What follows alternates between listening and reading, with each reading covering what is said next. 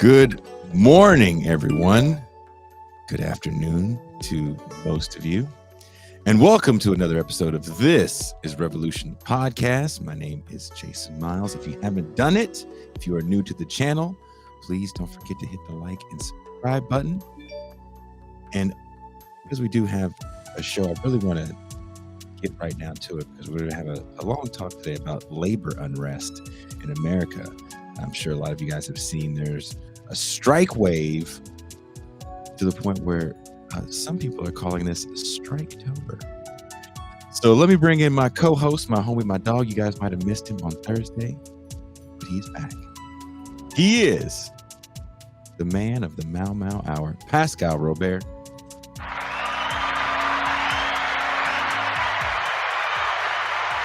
Peace and greetings to the chat. Peace and greetings to the audience. Peace and greetings, Jason Miles. What's up, man? I feel like I haven't seen you in forever. It's only been a day, and we have been in correspondence through the digital waves. Constant correspondence. And our other co-host on Saturdays, he was once the blackest man in Maine because he was the only black man in Maine. And now he is among many, oh, so many goddamn colored people in Virginia. He is Marcus of the Left Flank Vets. Oh my God. Well, and now, so I guess as a spokesperson for all the black people in Northern Virginia, that's a lot. Man, they are trying hard with Terry right now. They're trying hard with Terry right now. I'm waiting for Terry McAuliffe to put on an afro wig and do the electric boogaloo. I mean, to rustle up black votes. I guarantee you right now, they are practicing. They're practicing his TikTok dance right now. You're mean. I'll tell you right now, Terry McAuliffe is so desperate for black votes, he might enroll one of his granddaughters at a HBCU. It's not gonna be Howard, I can tell you that much. Virginia State, Virginia Union, Hampton. God, you guys are hella mean. Oh man, well, and that's the thing is like, if this dude goes down, watch them blame black people. Just watch them blame black people. Oh, it's already. I see it happening. See, that's why y'all got Youngkin, because y'all didn't come out for Terry McAuliffe. Yeah. Is that how that What's works? wrong with Terry? Terry, good white folk. What's the problem? Obama talk like a freed slave. Man, like Obama and Kamala come down here and they're like, call your friends, call your people, because you know what happened when no one came out in 2016. Y'all know. Do they do that like, thing? Remember when what is his like role? That. Who's the guy? I can't think of his name. The colored gentleman. He's like the not attorney general. What is he? He's a Navy guy. He's a black fellow. And when COVID was going on, he was trying to tell people to stop having get-togethers. And he's like, you can't go to Big Mama's house anymore. What is? Oh, you talking about the what is fucking job? You know what I'm talking about? The guy, the White House, like the what is it, Marcus? Doctor. What is he? Yeah, just the White House. I don't know, the White House doctor, Surgeon or whatever. General. The Surgeon General. Yeah, Surgeon General. Yeah, colored Surgeon General was like, you can't go to Big Mama's house and eat all the fried chicken.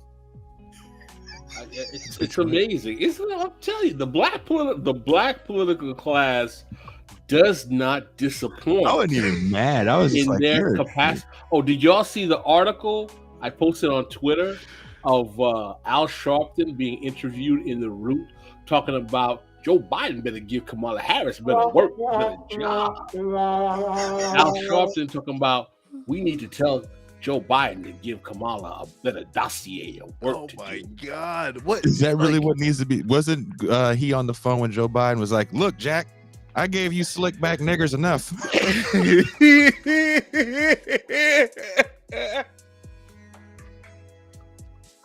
I It's swear like to they God. don't. It's like they don't know what the job of the vice president is. Like that's what you're supposed to do. Take the shit work. The president's supposed to take the wins. What?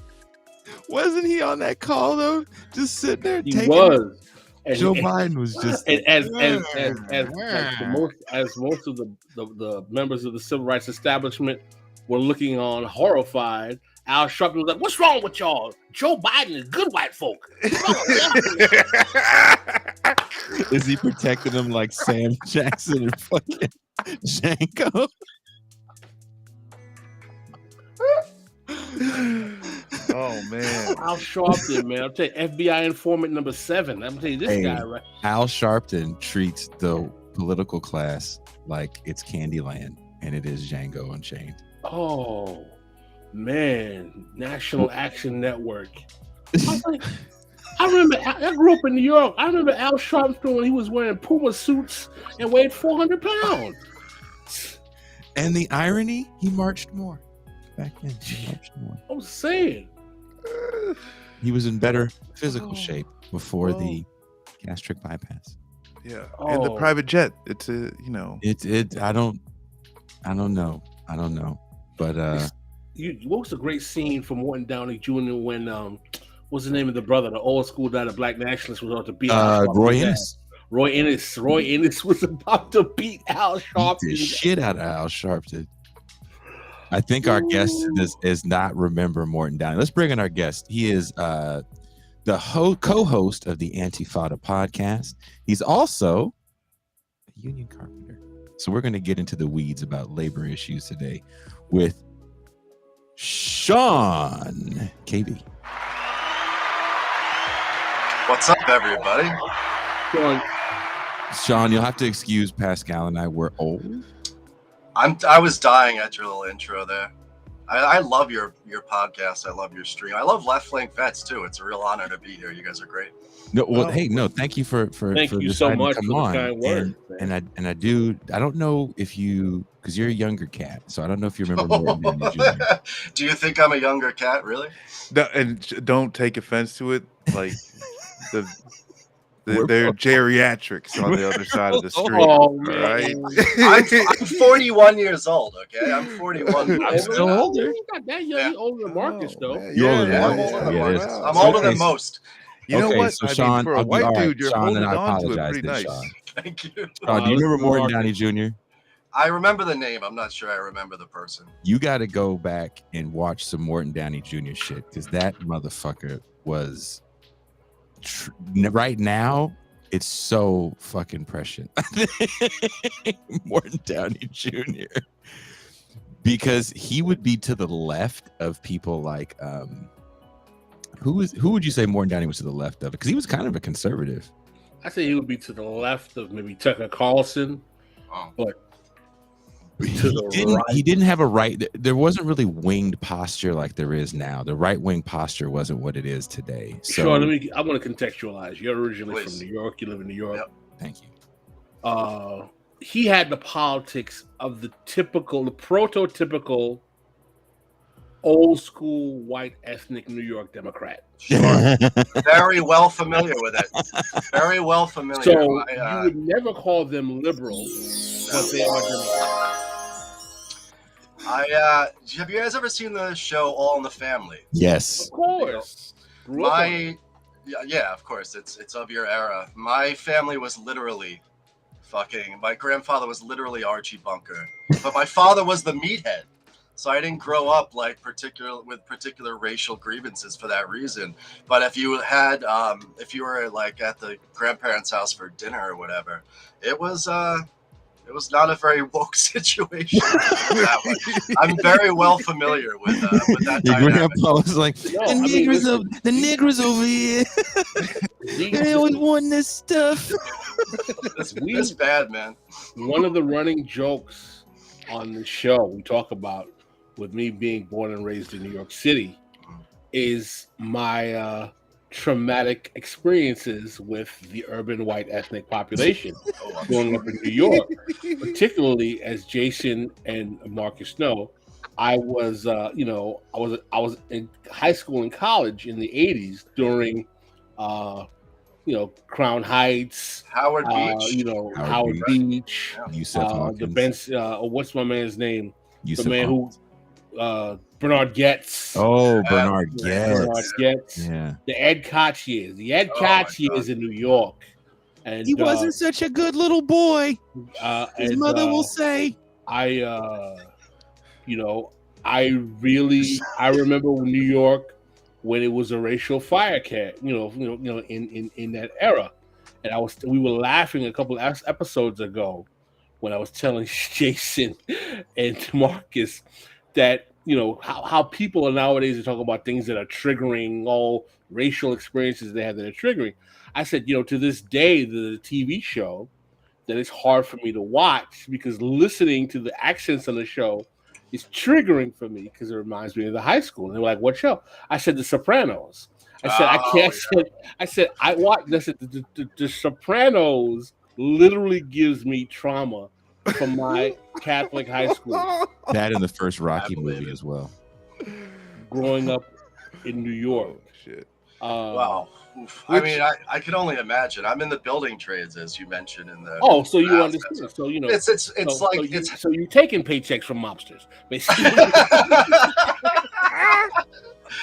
I could go off on that actually about how the unions get a bad rap because folks are like, oh, in the for the 1920s all the way to about 10, 15 years ago, and to some extent today, the unions were all mobbed up, right? Unions are corrupt. It was all mafia. They were running the shit. They were taking the skin, blah, blah, blah, blah. But what people don't understand is that it wasn't just that the mob had the unions. The mob also had the contractors, and the mob also had the materials people. So Sammy the Bull Gravano, who famously went down in the 1990s, ran every yard of concrete in New York City.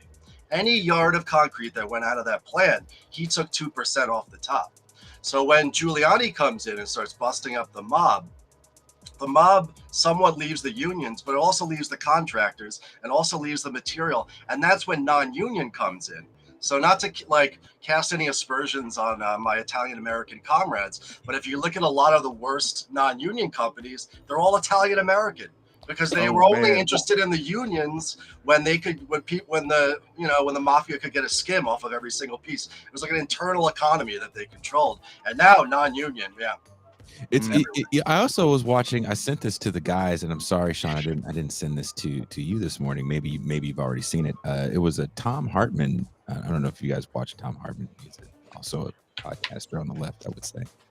And he was talking about he was being asked a bunch of questions at a university, and he was talking about the fact that when the Democratic machine was really in power and didn't care about things like the Powell memo as the Republicans are building up. We always talk about the 50-year counter-revolution. As the Republicans are building their war chest, if you will, during the era of the Powell memo, the Democrats kind of didn't care about all this private money because I think it was 30% of the workforce was union workforce, a dues-paying union workforce. And they were funding the Democratic Party. Well, it's really interesting that you mentioned that, Jason, right? Because I know on the left we have the kind of romanticization of labor and unions and whatnot, but union bureaucracy is pretty reactionary. It's also kind of conservative, not like in terms of like fiscal conservative, but they're not in the kind of left flank of the Democratic Party at all. And we got to look back at things like the hard hat rebellions we've talked about on this show in the 70s, and the way in which a lot of those union workers, particularly in the trade unions, they became Reagan Democrats in the 80s. Yeah. And I think even right now, UAW is they're battling right now because their leadership it's not directly, they're battling against having a direct vote for their union leadership. And this is something that's been going on for decades within the UAW. But something I did want to bring up too, because even if with New York, you've got the mayor race for New York City, the cab drivers in New York have been on a hunger strike, I think, for almost 2 weeks now. And one of the mayoral candidates, Curtis Sliwa, got hit by a cab last night. Did he really? Oh, are you serious? Yes. Is he dead? Or is he okay? No, he's all right, but he got hit by a cab last night.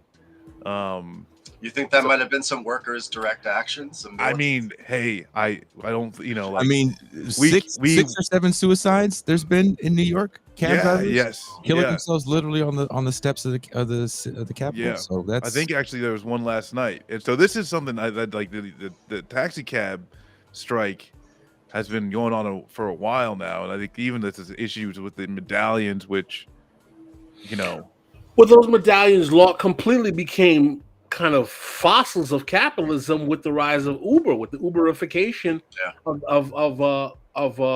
the ride sharing business, man. So I mean, listen, I was having a conversation with a buddy of mine yesterday, and he's like very much in the tech. He was like, listen, I love Uber, and he kind of looked at it from a racial perspective. He's like, as a black guy, I got no sympathy for the taxi cab business at all. Those motherfuckers have made my life miserable, and I think Uber is great. And I was like, have you ever looked at the racial breakdown of taxi cab drivers and how many black taxi cab drivers there are? And I am black as shit, and I definitely had an Uber pass me right the fuck up. That nigga saw me and went, nope. I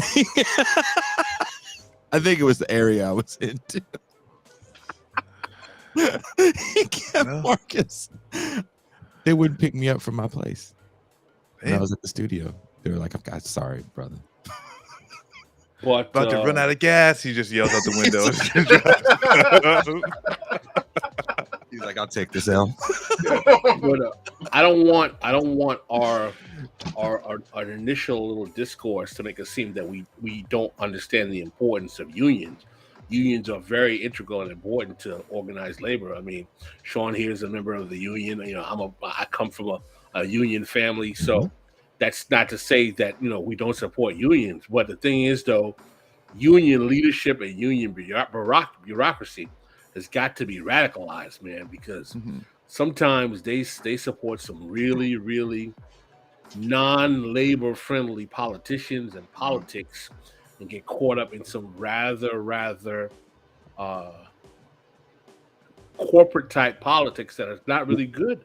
Well, then let me ask this question to the panel. Does that then come to fruition with Proposition 22, which happens in California, and they're trying to do that in New York right now? The gig economy companies are trying to do something. They've literally, once Prop 22 passed, they sent an email out to everybody saying, hey, we're going to replicate this, and these are the cities we want to replicate it in.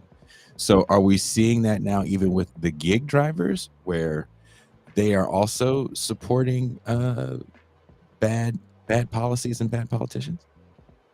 On the point about the unions, it's nuanced. Like the biggest problem the biggest mistake you can make is to do a one-to-one identification of the American working class with American unions and union leadership.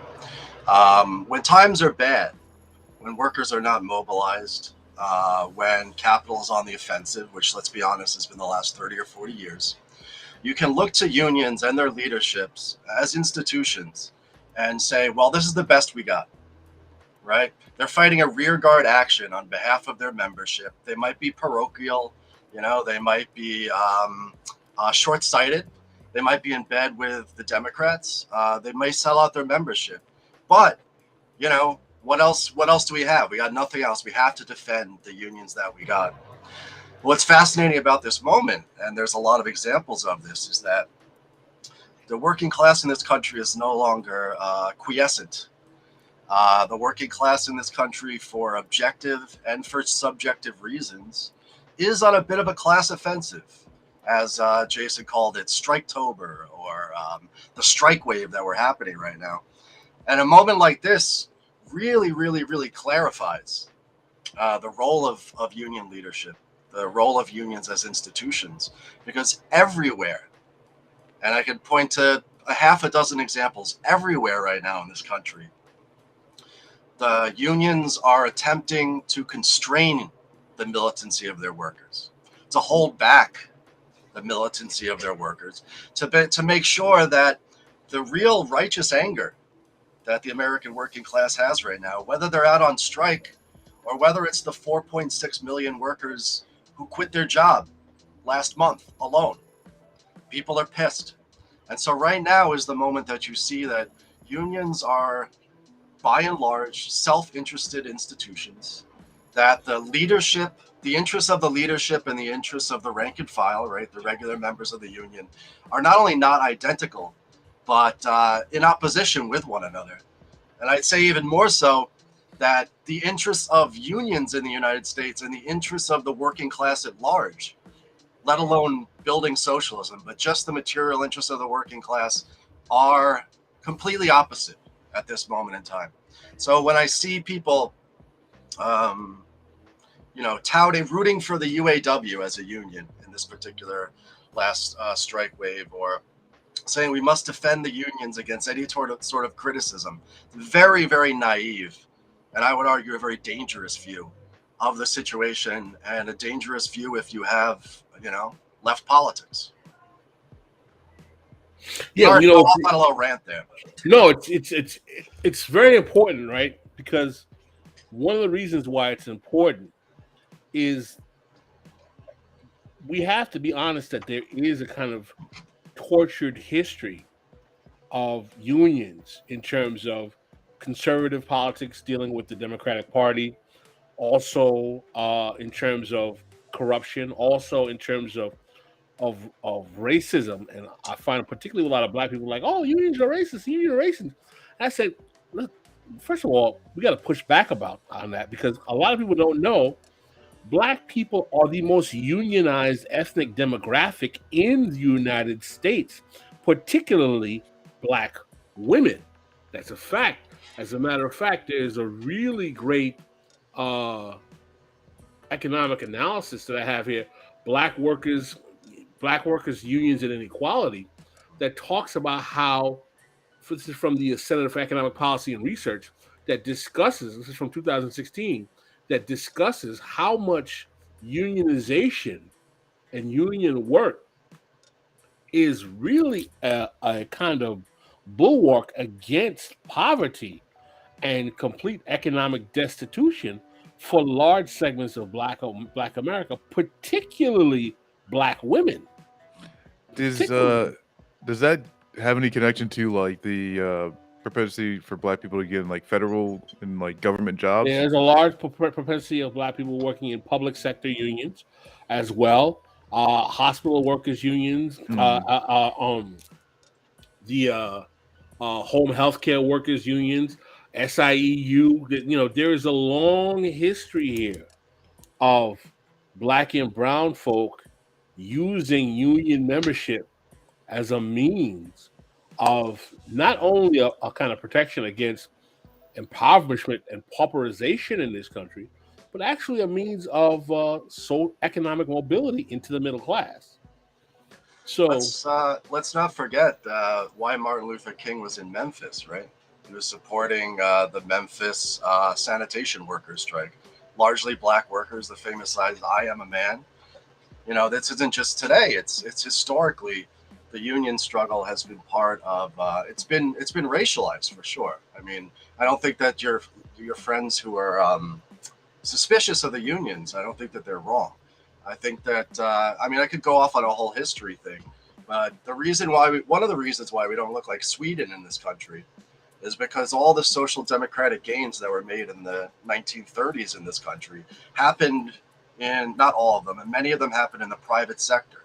So we created, back in the 30s, 40s, 50s, 60s, 70s, a two-tier system for all of the American working class, where in the interior you had largely white, largely male workers working in largely industry, and they had stability, they had pensions, they had good health care, won through the union wage. But then outside of that was a large swath of American workers who have always been precarious, always been unstable, and always had shittier pay and benefits. And that is a largely racialized and gendered history right there. And I would argue, and I think this is true in my experience, because I came into the union through the apprenticeship, that unions have done a lot better than or have been doing better than you saw in the early 1970s when Nixon actually made an attempt to integrate the building trades, which of course are some of the most reactionary unions on race. And you saw hate strikes in the United States. You saw white workers wildcat hate striking against having a black person on the job. So we can't forget that history. But I think also too, if you look at like certainly my union membership, it's gotten a lot better, a lot more diverse, a lot more reflective of, for example, New York City. That's good to see. That's good to see because, you know, I'm old enough to remember the days where the building trades and construction unions in New York City, you weren't going to be too tan and be getting hooked up with those kind of jobs by any stretch of the imagination. And I think, yeah, like, I mean, you also said it, is that the key important is just to have an understanding of like what's actually going on and not just assume that everything that a union says or does is like the correct thing.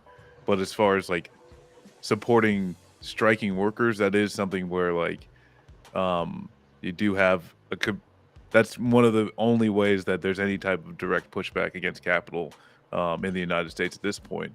And it's something you can do regardless of how shitty union leadership is.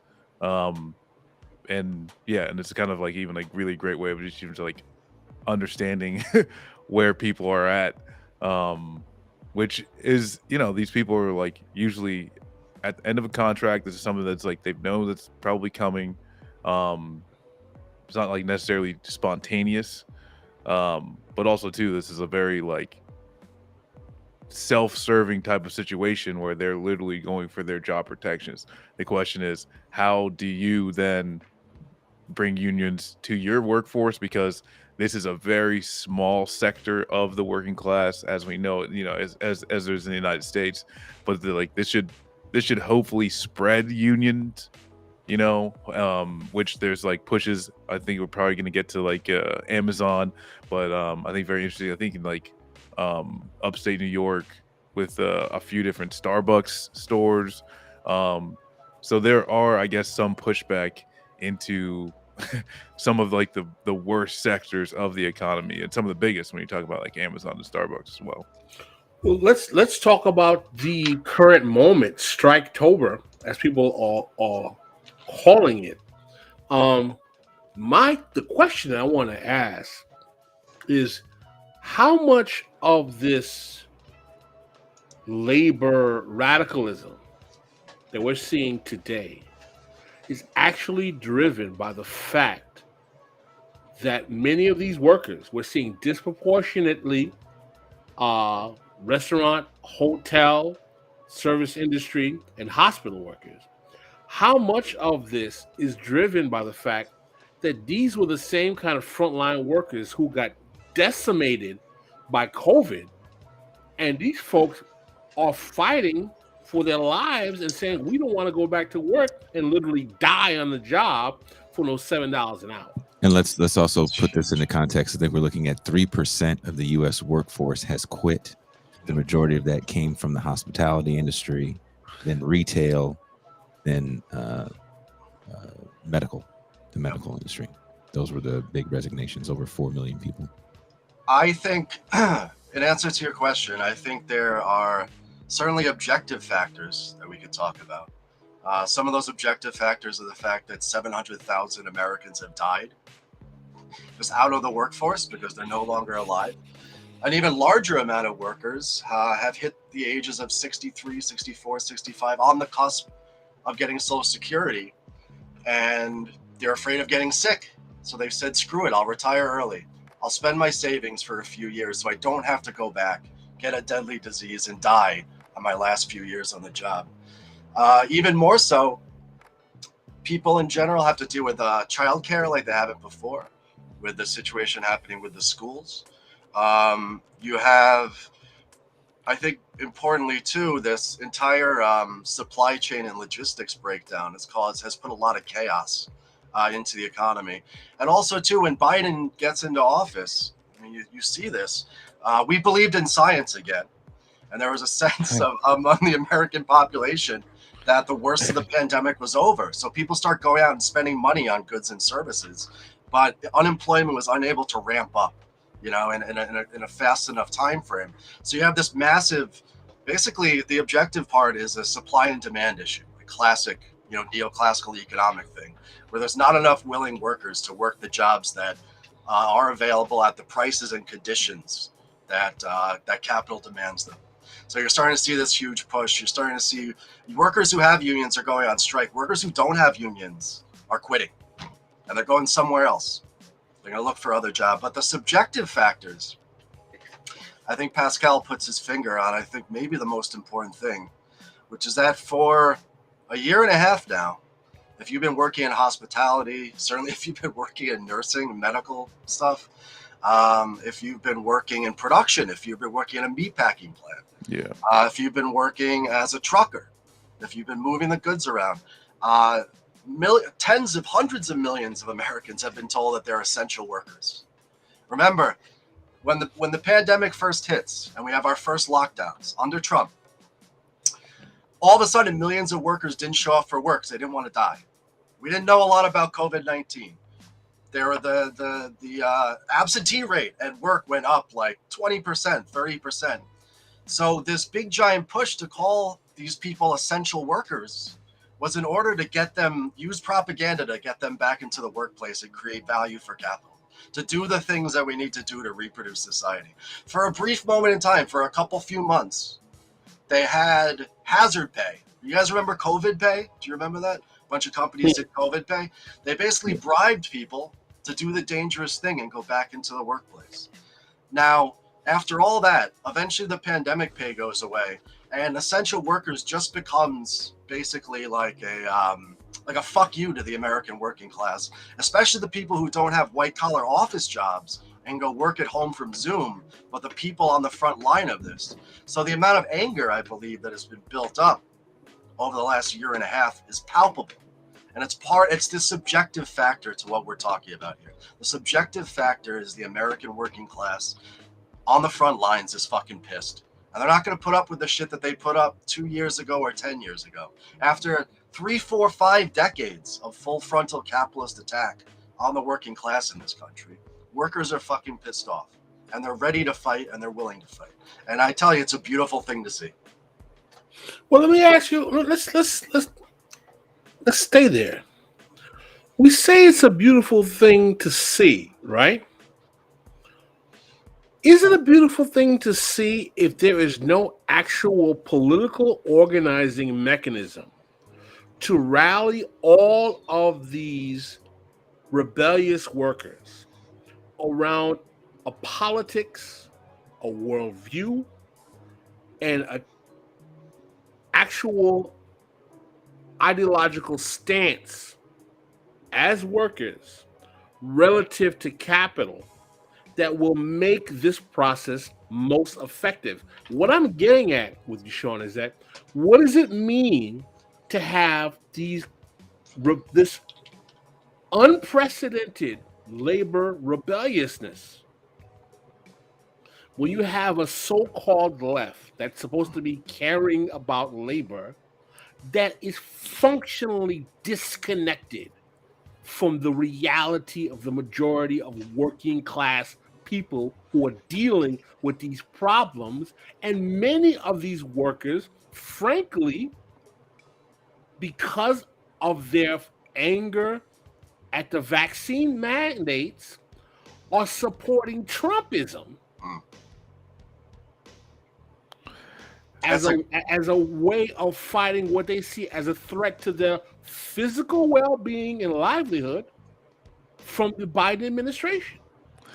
And I don't know that maybe you can't even weigh this moment in the ability of a left to actually deliver that type of unification amongst the movement.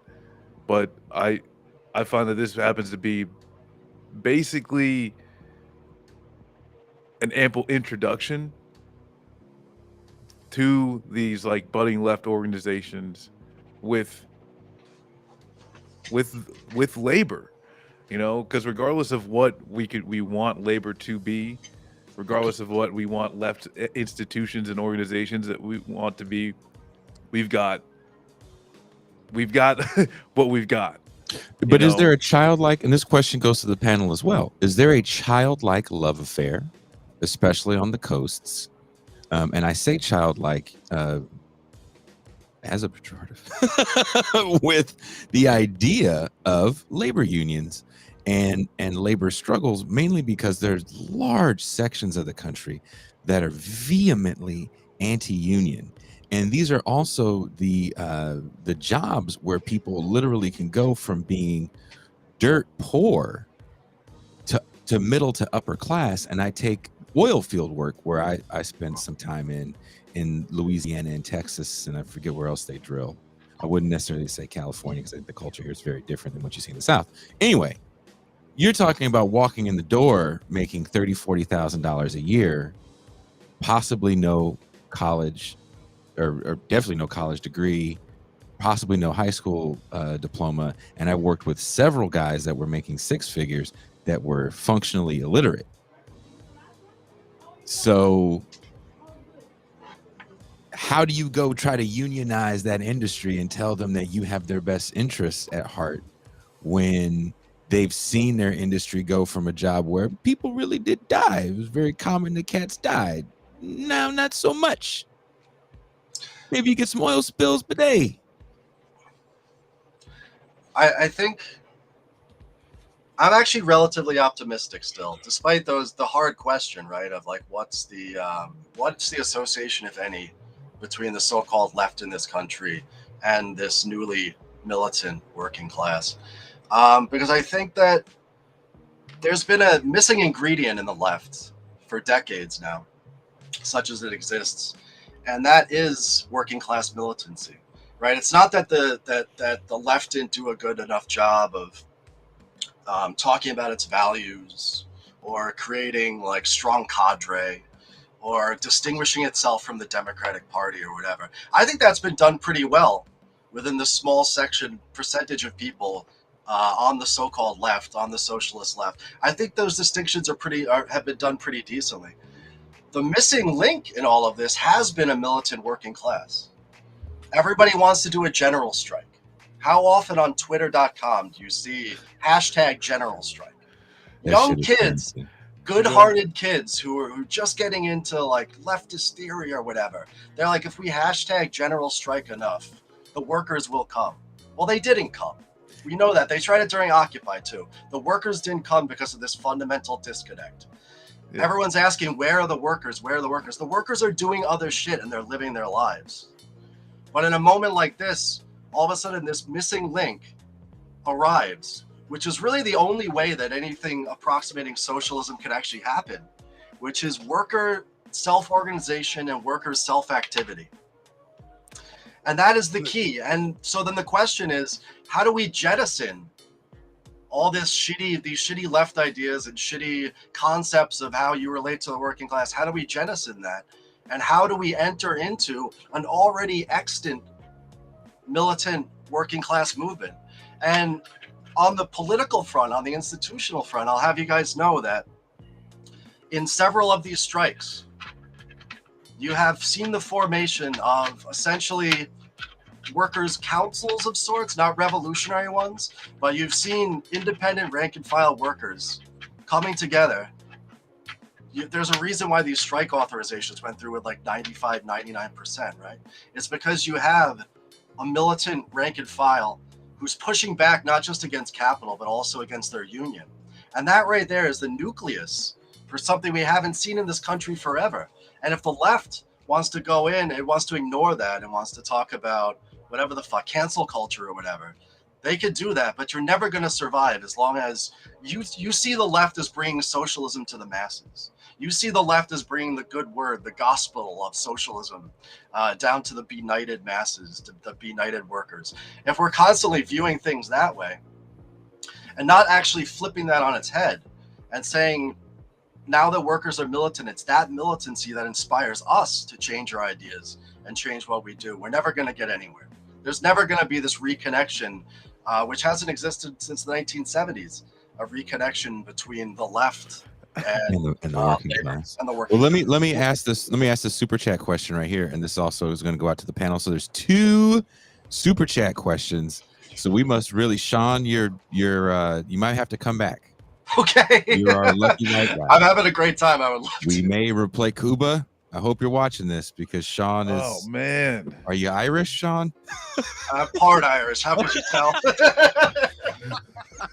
So 2 questions for the crew. Do you see the potential of sector unions rising in the U.S. and how do you see white collar workers organizing in the future?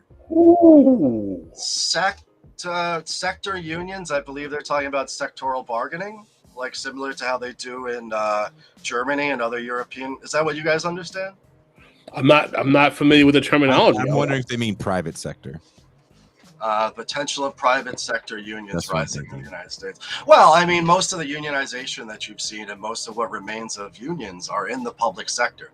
So if there's no private sector unionization growth in this country, you essentially don't have the private sector unions have been declining. They're like 7.5% or whatever. Yeah. If that doesn't go up, then and you're only left with really public sector unions, that's a whole different dynamic. It's a whole dynamic. Thank you. It's not labor versus capital. It's labor versus the state. When capital's in there too, because there's tax dollars and whatever. But without the private sector, you're really stuck. But we've seen almost all this militancy in the private sector. You know? So that's actually pretty exciting. The only way I see white collar workers organizing is if you see more stuff like what you saw with Google, where they tried to, I think they got some sort of like engineers union or programmers union. But I think the thing how that's neutralized is you have to start looking at how many employees these companies have. And I was out with someone the other night, and they actually work in the corporate world. And they had an interesting factoid. They were like, Netflix has like 5,000 employees that are officially Netflix employees, only 5,000. Think about how large of a company Netflix is, only 5,000. Then she was like, Disney has like 100 and some thousand employees because they're still operating on an older model of not so many contract workers. I think the white collar world can constantly neutralize any sort of labor movement by just with H-1B visas. Listen. I was talking earlier about this like 2-tier system, right? Union, like white, stable union workers in the center by and large, and then racialized and gendered, unstable, precarious workers on the outside. This goes on until the 70s and 80s when the unions start to decline, and now there's a small core left, and it's more diverse than it used to be before. But now there's this vast swath, the vast majority of people, the 93% of people who are outside of that system. That's everybody now. But we can't downplay the fact that the reason why white collar unionization barely exists in this country. I mean, it does. There's like the nuclear engineer workers, and there's like obviously public sector workers, a lot of clerks and Ask Me and people like that. But one of the reasons why, compared to a place like Sweden, and socialists and the soc dems in this country love to talk about Sweden. We just have to become Sweden.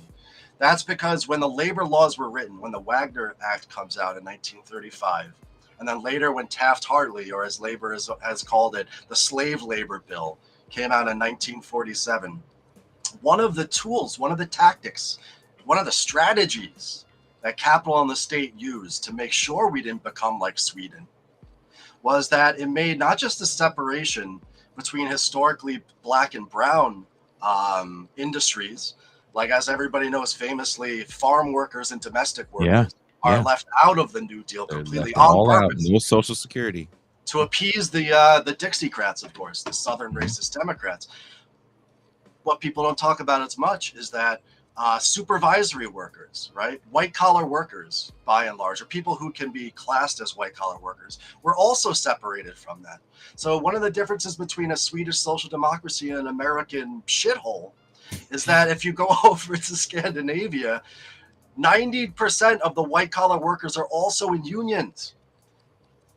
It was a brilliant thing to split up the white collar from the blue collar, and it worked so well, especially as our capitalist economy becomes more diverse. There's more value being created in production, so you can have like greater hierarchy and people doing not production in this country. It's worked great because it created this fundamental split between the people who sell their wage labor in hospitality, in factories, in warehouses on the one hand, and then white collar workers who are slaving on salary 14 hours a day, jockeying Excel spreadsheets or whatever, who have a very high rate of exploitation and who could potentially be organized. But American labor law, it was a class offensive.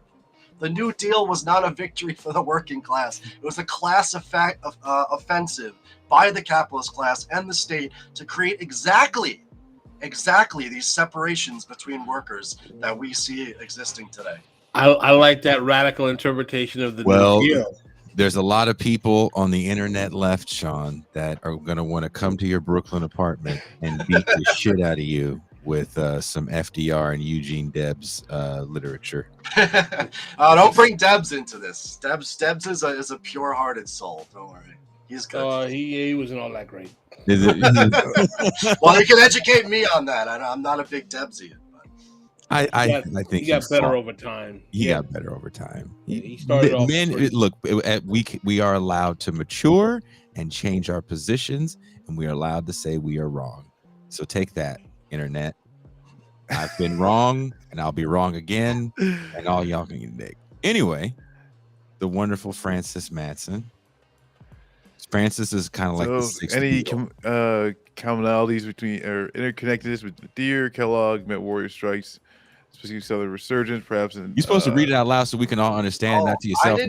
I didn't even finish my point. I didn't even answer the question before I started going off on a historical rant. God. Do you want to?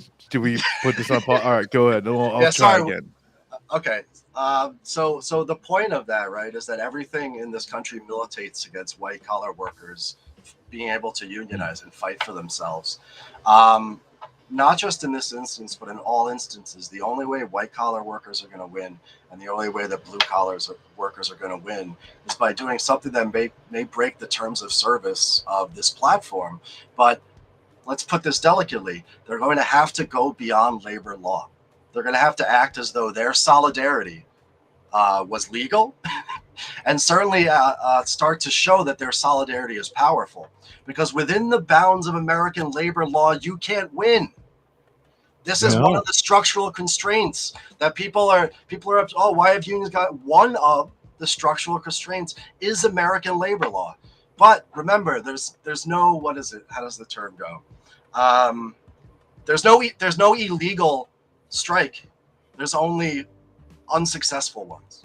The only way workers have ever won is by making fiat, by causing enough ruckus, by shutting things down enough, by creating enough material solidarity between these people that capital and the state is forced to recognize the fait accompli that they've created. So if white collar workers do that, certainly alongside blue collar workers, we can create solidarities between them, if they create them themselves, that's the only way you're going to see an effective class movement. I only see that happening if white collar workers start to be more and more marginalized with contract work. They are. And their pay has to change. Like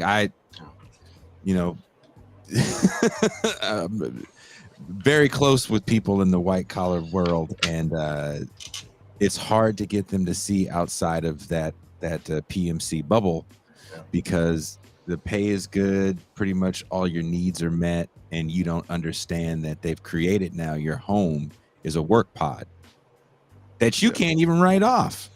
Fully surveilled work pod. Right?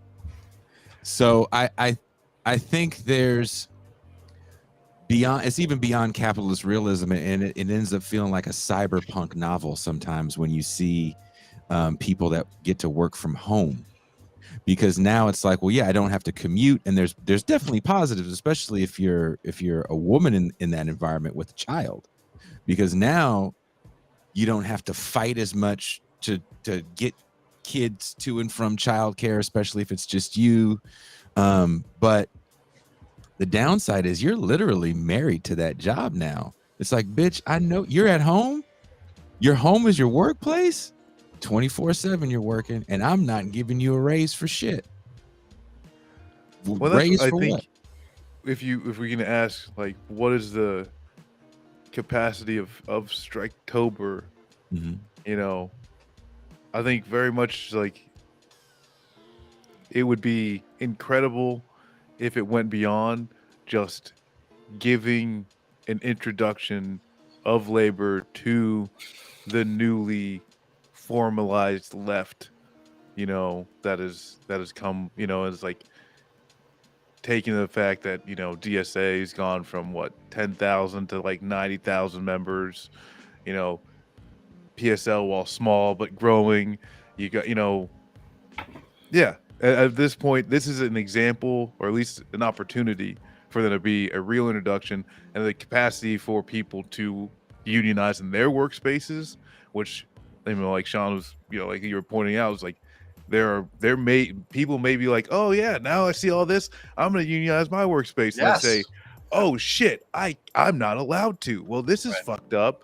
And so this, yeah, like it's, I don't know if it can go beyond just an introduction to labor for the newly forming left in the United States. First of all, I think the left needs to really sit back and maybe look at the 50 plus year counter revolution that we talk about on this show, and think about how long it takes to do what the right is doing or has done over the last 50 years. Yep. That was a planned effort to get into the the Powell memo says it. We got to get into the universities, we got to get into the humanities, and we definitely got to get into the courts. So as you see all of these federal district court judges, not so much Supreme Court judges, but you're seeing a few now with these new appointments, they all come out of the Federalist Society. Yeah. And that's a plan that's been in the works for 50 plus years to destroy any gains that were made during A, the New Deal, and B, any of the Great Society programs during the LBJ administration. So when we look at like labor, I mean, that is a war, again, that's been a 50 plus year war. And when you look at the South, as Sean said, historically in the South, because of appeasing the Dixiecrats, who people kind of forget were a thing, because you get Large part of the New Deal coalition. Bill Clinton and Jimmy Carter make you forget all about Strom Thurmond a Republican, or was he a Democrat? Strom Thurmond died a Republican. I think he started as a Democrat. Started right? as a Democrat, yeah. So, and also let's keep in mind, kind of the major factor is usually people are fighting for wages. So if you take someone that's making $17 an hour in the South at an Amazon factory, that's probably a decent wage. And, add on to the fact that their target employee is probably going to be someone that can't just quit that job and go somewhere else and make that same kind of money. When I had Chris Smalls on the show and we talked about, again, I'll say it again, who was working at this place, we were kind of joking about it, because I was working in a similar environment with killers, shooters, and guys fresh out the joint, and I'm paying you good money. The last thing you want to hear is somebody taking any bit of that money for labor rights, because you're like, well, I'm working and that's enough. So how do you talk to those cats? And I think seeing what Chris was able to do at his spot should have been very inspiring for the people in Bessemer. And a cat like that, in my opinion, probably should have been the first dude they flew out there, because he's quote unquote meeting people where they are on a real deal level. Bessemer and Chris Smalls is a perfect example of what I was talking about before. When there was the attempt by the UCFW, the Warehouse Workers Union, to organize down in Bessemer, it was a top-down effort. And as you said, Jason, very rightly, a top-down effort to try to convince, using rhetoric and using persuasion, a bunch of Southern workers who have been historically alienated from unions in right-to-work states, try to convince them to take a Democratic vote and to try to make themselves a union. They'll lose their dues, but maybe they'll get a little something else. What's happening with the independent Amazon union right now in Staten Island is so exciting, because it's the workers themselves who are doing it. Obviously, right? Chris Smalls is essential to that. He's the leader of this, right? But they're not getting an outside organization to come in and inspire people to take action on behalf of the union. What they're doing is they're taking rank and file workers within Staten Island, and they're saying, we're all in this together. Let's build something together. Let's create the means ourselves in order to have a better life for ourselves. And so maybe the outcomes won't be any different, but I think the content of that is far different and important. Did we ever answer that Francis Madsen super chat? Did we ever get to that? I think we're getting to it now. We're getting to it now. There were like some of these. There are some connections. So when you look at Kellogg's and Frito-Lay, that's the same overall union, BCTGM. That's like bakery, confectionery, fucking, I don't know, something. Tobacco, I think, is in there. Yeah, BCTGM. But that's the overall union that has been with those. So there is some connection. And someone in the chat had mentioned earlier, like the international aspect of it, because one of the Nabisco strikers were in Richmond, Virginia. Me and a colleague had went down there, and we were just talking to him, asked him some, and we got to speak with some of the union heads, and I asked them if they actually have any connection to the workers in Mexico there, because they're talking to, it's a whole lot of, American jobs first type of notion, and just asking, hey, is there any connection? And there's no. They'd been in contact with the Mexican government, but not with any type of organization in Mexico for workers at these Nabisco factories. And so, yeah, I mean, not to just like, oh, hey, this is a union bash fest, but just to understand, like, there is actually, I think, a role for the left in labor to actually increase their power and the internationalization of the labor force. And this is something where, like, longshoremen, they don't take, when they want to go, like when they want to shut shit down, it doesn't take no time. Why? Because they got the connection on both ends. ILWU, famously one of the most militant and radical unions in the United States. And that international connection is probably why the American components are actually still militant, right? Is because they are connected to people who know what the fuck's up. And plus, they're at like a strong nodal point in the global economy as globalization and just-in-time production has risen over the last decades, right? They are at an important choke point in the economy. Because remember, for every time we talk about these subjective factors, what people are feeling, what the left is saying, the militancy that people feel because they got screwed over as essential workers, it is super important. And I agree wholeheartedly that the only way to get anything that approaches socialism would be to start to connect the struggles between workers in the Nabisco factory in the United States and the ones in Mexico. To connect the auto workers working in Detroit with the ones in Japan, but also with the ones in the South, and the non-union plants in America. And this, if there's one role, people say they want to help the union struggle. One huge role that the left could do is to try to start helping to forge those connections, because we all know runaway shops. We know that one of the things that destroys the unions in the North is being able to flee south, and then later on flee to Mexico, and then later on entire factories, all the components shipped over to East Asia, right, to get those jobs, to get lower wages over there.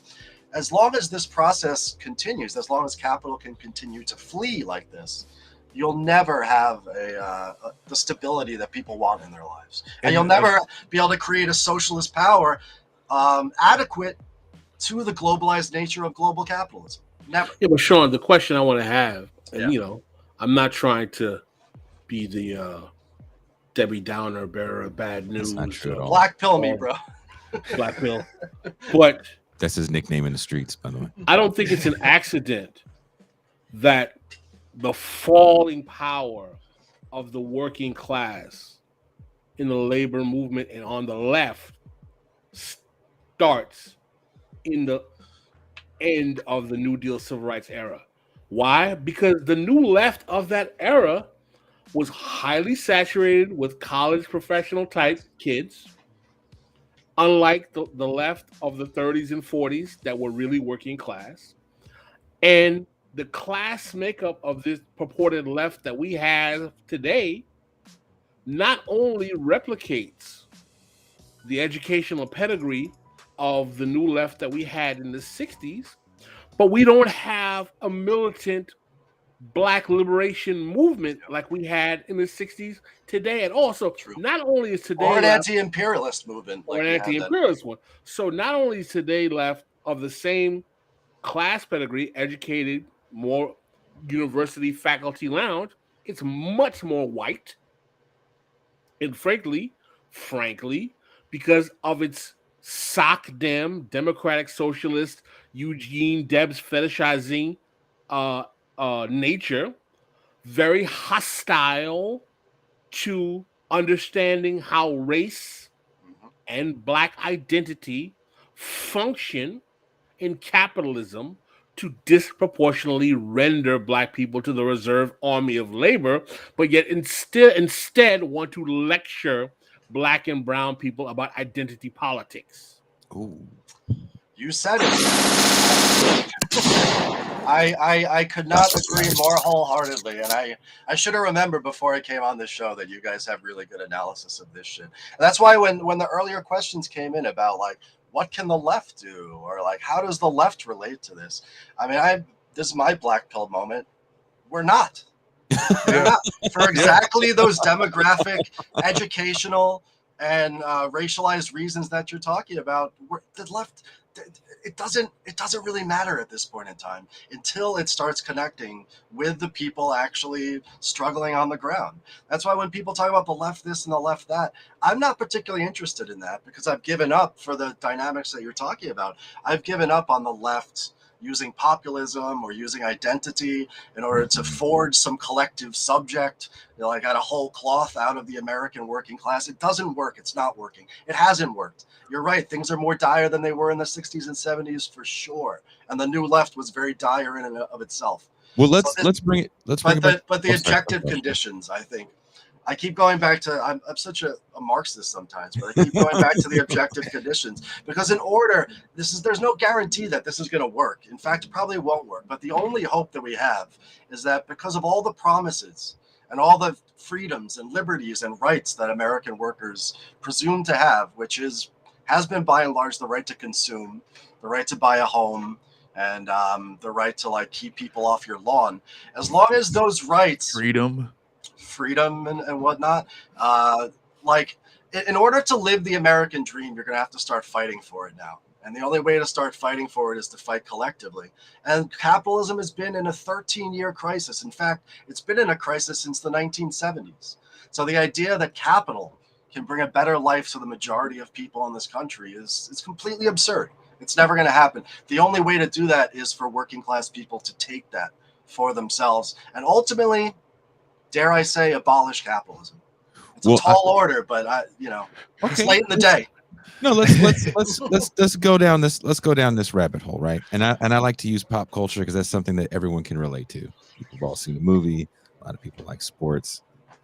And for me personally, whenever I see sports strikes, I get excited because it gets people talking about labor and their relationship to their bosses and who they really are in the grand scheme of things. And last year during the NBA playoffs, there was a strike. And I think a lot of that had to do with the COVID lockdown, players not playing in front of fans and, getting their ego stroked constantly. You start to really look around and go, hey, this is fucked up. And I had a friend that is very close with NBA player Dwight Howard, and he was actually showing what the guys were eating on their lockdown when they were in their I forget what they called it, the bubble. And it looked like inner city fucking school lunch that I'm used to getting. Like I was like, wow, this is what NBA players are getting. So there was an interesting backlash that those players had, and they were striking for a hot minute until LeBron James and Barack Obama definitely shut that shit down. Strike breaker Obama. Thanks, Obama. And a conversation dies whenever that happens as well. and that's what's important. So once again, we're seeing a conversation. We talked about this off air around Alec Baldwin. We're not going to get into, is Alec Baldwin a murderer accidentally? He has to live with that for the rest of his life, and that's horrible. And the person that gave him that gun has to live with that for the rest of their life, and that's horrible. These accidents have a history of happening in Hollywood, more so than I think people would think, because a lot of the people that die are the unnamed laborers, like in the IATSE union, what is it, the International Alliance for Theater and Stage employees. There you yeah. go. And stories have come out. The LA Times, I think they've done the best reporting on it that I've seen so far, that there was a walkout from the union work. They were shooting in New Mexico, which is definitely cheaper.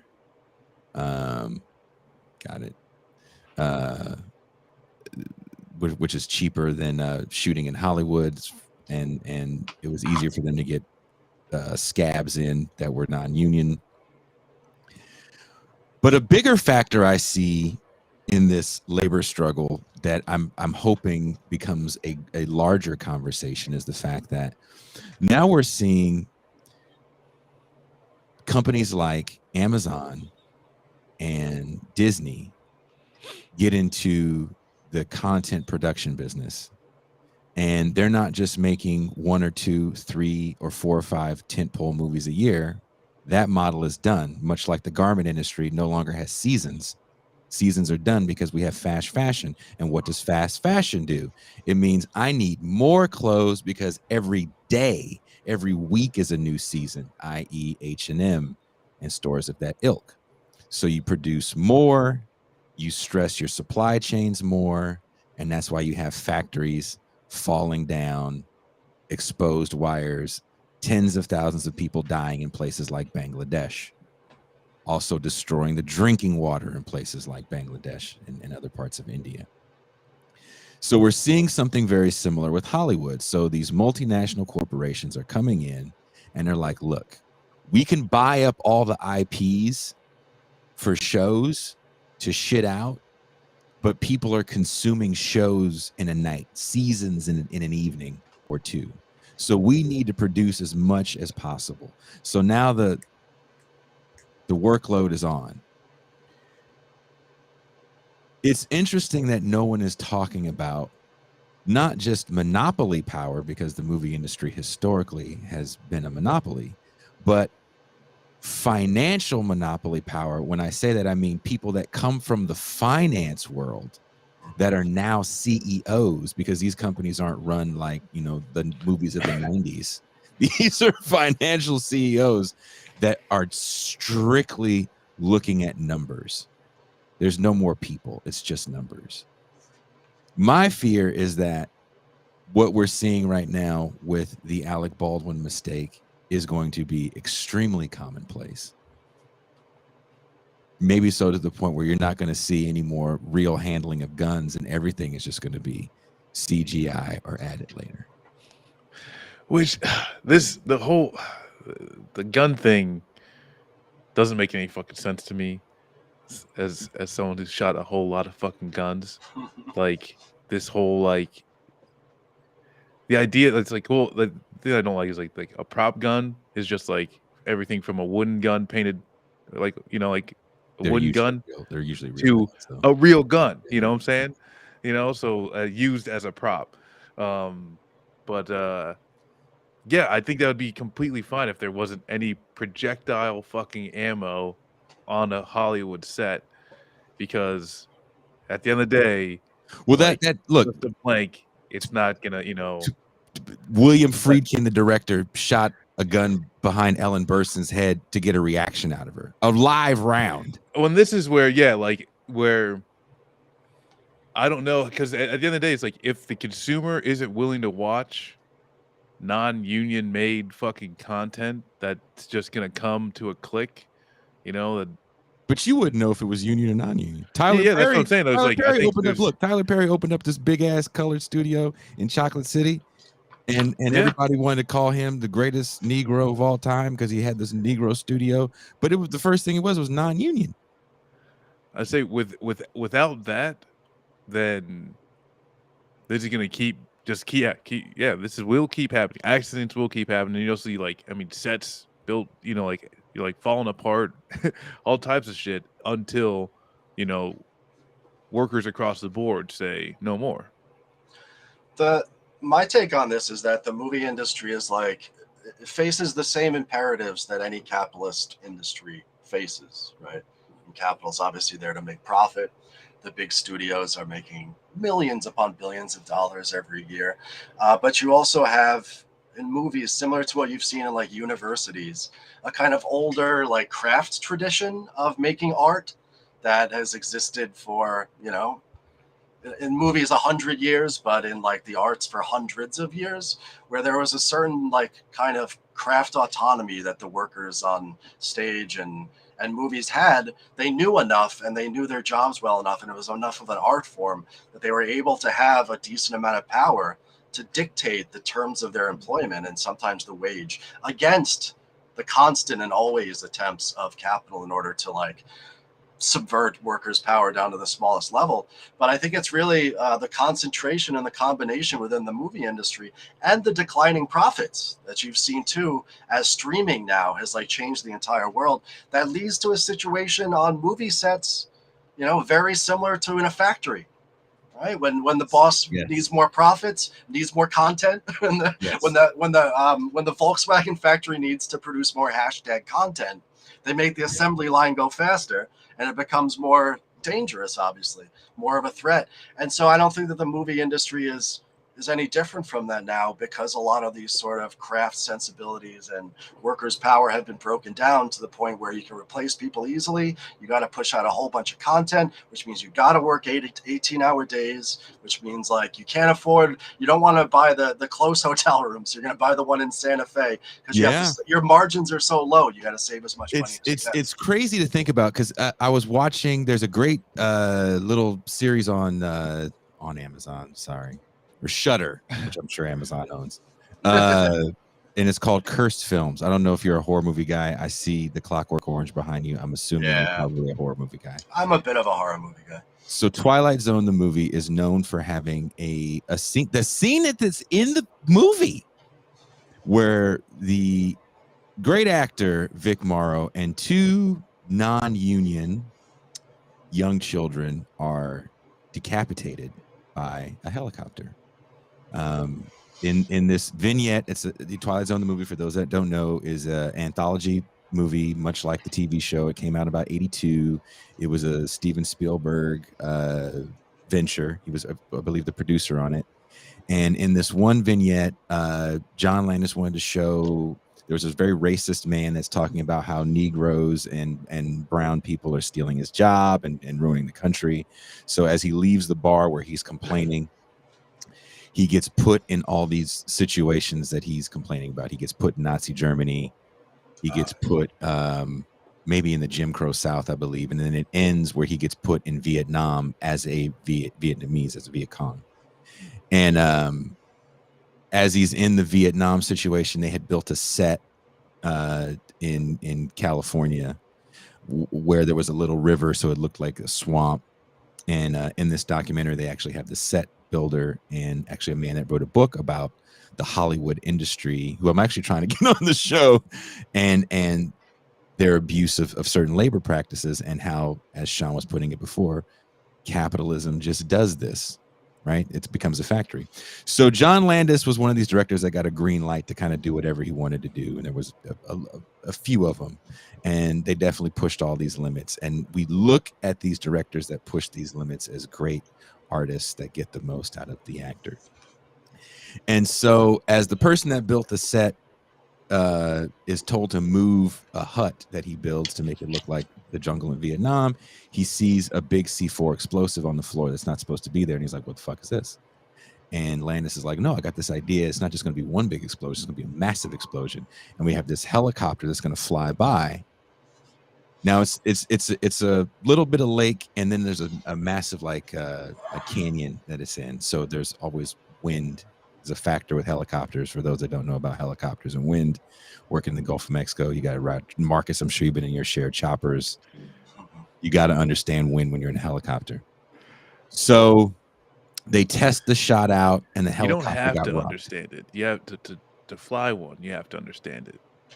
Well, I rode mean, in them, and I had to learn how. Before I could even get in the chopper, part of your training is you have to learn how to escape a helicopter if it's gone underwater. Oh yeah. We had They to put do you in a that. simulator and flip you upside down. Yeah, Oh, but that's for the right. most part, they just told us like, don't go out on the left side. Yeah. Getting on a helicopter is harder than people think when you see the blades. But anyway, the gets rocked in the first shot, and they tell him like, "Hey, man, this explosion is rocking the chopper a bit." And when the big explosion comes that Landis has prepared for, Vic Morrow, who is in his 60s at this point in his life, they just tell him run as he's holding two children. Now, the union laws said you can't have children act beyond a certain hour. And the parents of the original actors were like, well, we don't want our kids in this shot. This sounds dangerous. So Landis goes, fuck it. We'll get them off the street. So Landis literally takes a casting director. They find two kids off the street. The kids come in and do it. The parents say, is this safe? They say, no problem. Explosion happens, rocks the chopper. Again, this if you watch the movie, of course, they cut it so you don't see the demise of these people. But as Vic Morrow is trying his hardest in his 60s, carrying two 6-year-old children in water, of course, doesn't make it. The chopper falls. It kills both of them, or kills everybody. All three people died, and I believe the chopper pilot died. The DA at the time in LA was charged with, hey, it's the director's fault. It's the studio's fault. You have to prosecute them for literally killing these children.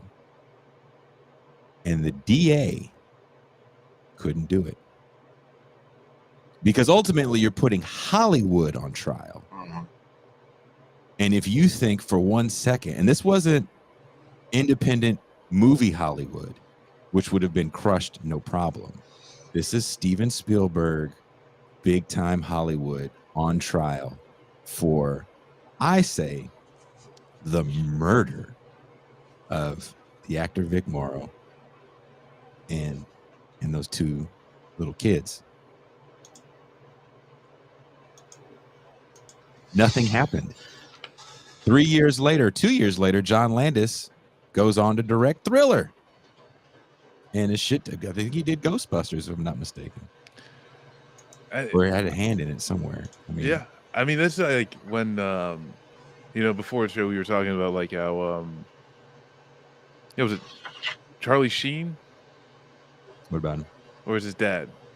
Martin Sheen. Martin Sheen had a heart attack in the filming of Apocalypse Now. It was like young dude, like hours and hours and no sleep. And they used to say like for like a platoon as well. It was like Oliver North, like went like actually Oliver Stone. Sorry, would have been a whole different movie if Oliver North. But there was they like what they put the actors through, quote unquote, is like basically, oh yeah, we tried to make it as close to being in Vietnam, not getting any sleep, doing all this shit, and like people are like passing the fuck out. And yeah, Martin Sheen had a heart attack, almost fucking died. Nothing, and like later back, like, oh yeah, they pushed me pretty hard, got a good result, and like that's pretty much it. I mean, yeah, I don't know. This shit's just wild to me. Like, like this is something like, I was putting out on the Twitter.com. I was like, I don't understand how things with like blanks or quote unquote prop guns, which I then found out were real guns, or even like are killing people. When I've done a whole lot of training with blanks, not one motherfucker died, and it's just like there's very, very basic safety that even a caveman Marine can do to not kill each other or themselves with with guns, but somehow, actors can't figure this out. But really at the end of the day, it's just poor work practice, and this is something that happens across the board. And even going back to union strikers, talking with the striking workers here in Virginia, they're telling the same stories that you hear all over the nation of like someone dies on the line and everyone's just told to keep working. Well, listen, I don't mean to cheer up the, God, I think we can only go up from here after Jason gives us this long, morose tale of like Hollywood execution or whatnot. But how do we materialize this moment into something policy-wise that could be beneficial to workers and working class people? What do people think about?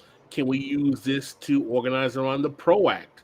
Is the PRO Act something that we wanted? Does we find that is a good piece of reformism? Because it is reformism, So I mean, a lot of people are gonna be like, "Oh, that's reformist." I was like, Yeah, and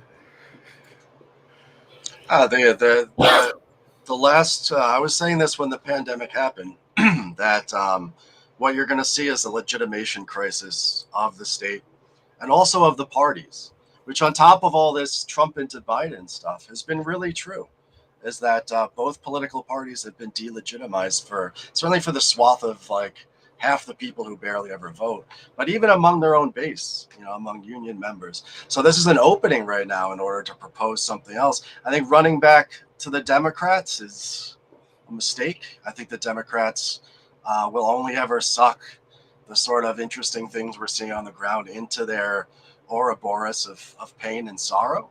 But I think the only way you really get anything changed and anything done, the only way you can get Democrats to actually like push for the PRO Act or whatever, or even vote for it, would be if they're scared.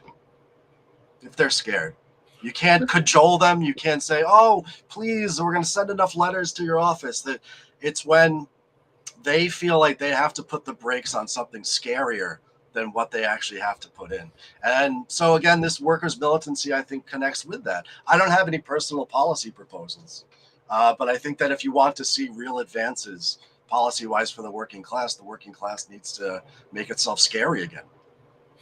Sean, by the way, I want you to keep that energy about the Democratic Party being pretty much, worthless in this regard, because I want to push that envelope. I like that energy. Keep that energy.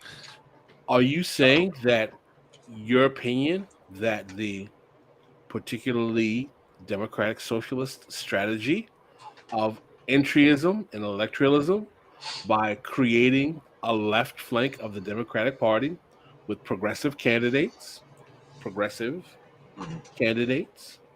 from certain constellations like DSA or otherwise, you find that to not be a fruitful strategy to address the needs of the working class? I would go beyond that, believe it or not. Keep that energy. And I would connect this to what I was talking about the split between the left and the working class being like a historical and structural one too. I think the kinds of measures and the kinds of strategies and tactics that the DSA is using are the ones that match with the particular demographic sensibility or the demographic interests of the people within the DSA itself. I have no problem with the DSA. I mean, we all know what the stereotypical DSA member is, and that's certainly not everybody. There's people in my union who are DSA. I love them to death, right? If the DSA wants to have like more AOCs elected, if they want to have more Bowmans, if they want to push that, that's their prerogative, and I'm not going to stop them. But I think that again, whatever arises, whatever sort of institutions or parties arise that are separate from this entire realm are again going to come from the working class itself. And I think the DSA can play a part perhaps in coalition with groups that workers are creating themselves on the ground. But I think the DSA really needs to know the place that it exists, let's say, in the political spectrum. Entryism, if you want to join the building trades unions, you want to get a job in a factory, go for it. That's great. Immerse yourself back into into the class, as it were. I think that's good. But this electoral stuff, I think ultimately it's had its place, and it's shown, I think, how at the least how insufficient it is in order to get these gains. Sure, I like the energy. I want to ask you a question because I proposed this as a strategy, and I want to contextualize the proposition. The strategy I came up with came out of a particular analysis I made. And I think we've come to the agreement on the show that part of the problem I had witnessed, particularly when it came to electoral politics in the Black contingency, if you will, the Black electorate in this country, that from the rise of Democratic Party neoliberalism in the 90s, particularly in the neoliberalization of Black politics, with the rise of the Sanders DSA kind of left, that Black politics for the first time, definitely at least since the Voting Rights Act, was situated in the corporate neoliberal right-wing faction of the Democratic Party, right? Particularly because of the contemporary Black political class, the Congressional Black Caucus, largely Black elected officials, et cetera, so on and so forth. Many of whom have been vocal in their condemnation and antagonism to the progressives, whatever that may mean, DSA sprouting, AOCs, et cetera, so on and so forth. So the conundrum, the problem that I found as someone who was a student of Black politics is that particular formula rendered Black electoral politics as a tool to neutralize even progressive attempts to influence policy and politics within the constellation of the Democratic Party. All right? So if that's the reality, right? As lame as you and I are saying, and I joined DSA because of this theory I'm talking to you about, as lame as you are saying DSA is, that lame DSA is still more progressive than the fulcrum of Black electoral politics. I'm not saying there isn't a progressive Black left. We have things like the Black Alliance for Peace. We have Black folk in the Party for Socialism and Liberation. There's a few constellations out there, but they are largely in the minority, heavily youth under 40, and they do not control the fulcrum of Black electoral politics, which still revolves around the Black political class, the civil rights establishment, the historically Black colleges and universities, Black churches, fraternities and sororities, membership organizations. Their allegiance is still in that corporate neoliberal faction. As much as you are saying, and I don't disagree with you, that the DSA is, and some people even said is a movement of demobilization.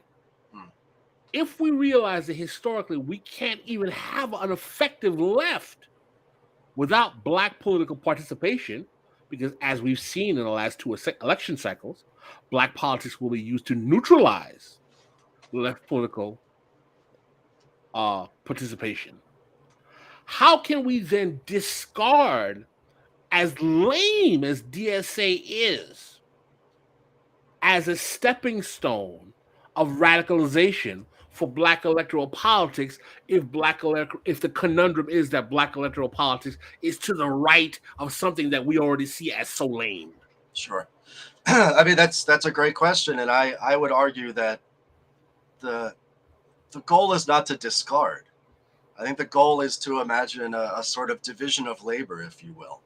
I'm not saying the DSA needs to dissolve and needs to go away, but the DSA and its politics is lacking something again, and that is, in this particular instance, a highly militant Black working class trying to fight for its own interests against capital and self-organizing itself at the point of production and in communities in order to become an independent force.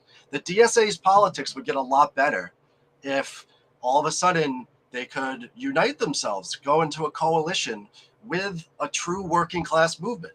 And so it's not about getting rid of the DSA. It's about understanding, for all the reasons you're talking about, the benefits and the liabilities of what the DSA does, and understand that we don't want to necessarily just get rid of it. It needs to be overcome. It needs to be, it can be a part of something bigger that has to exist in order for there to be any coherent working class politics in this country, which is to have an activated working class. I think So- Sean wants to go to the black church, is what he's saying.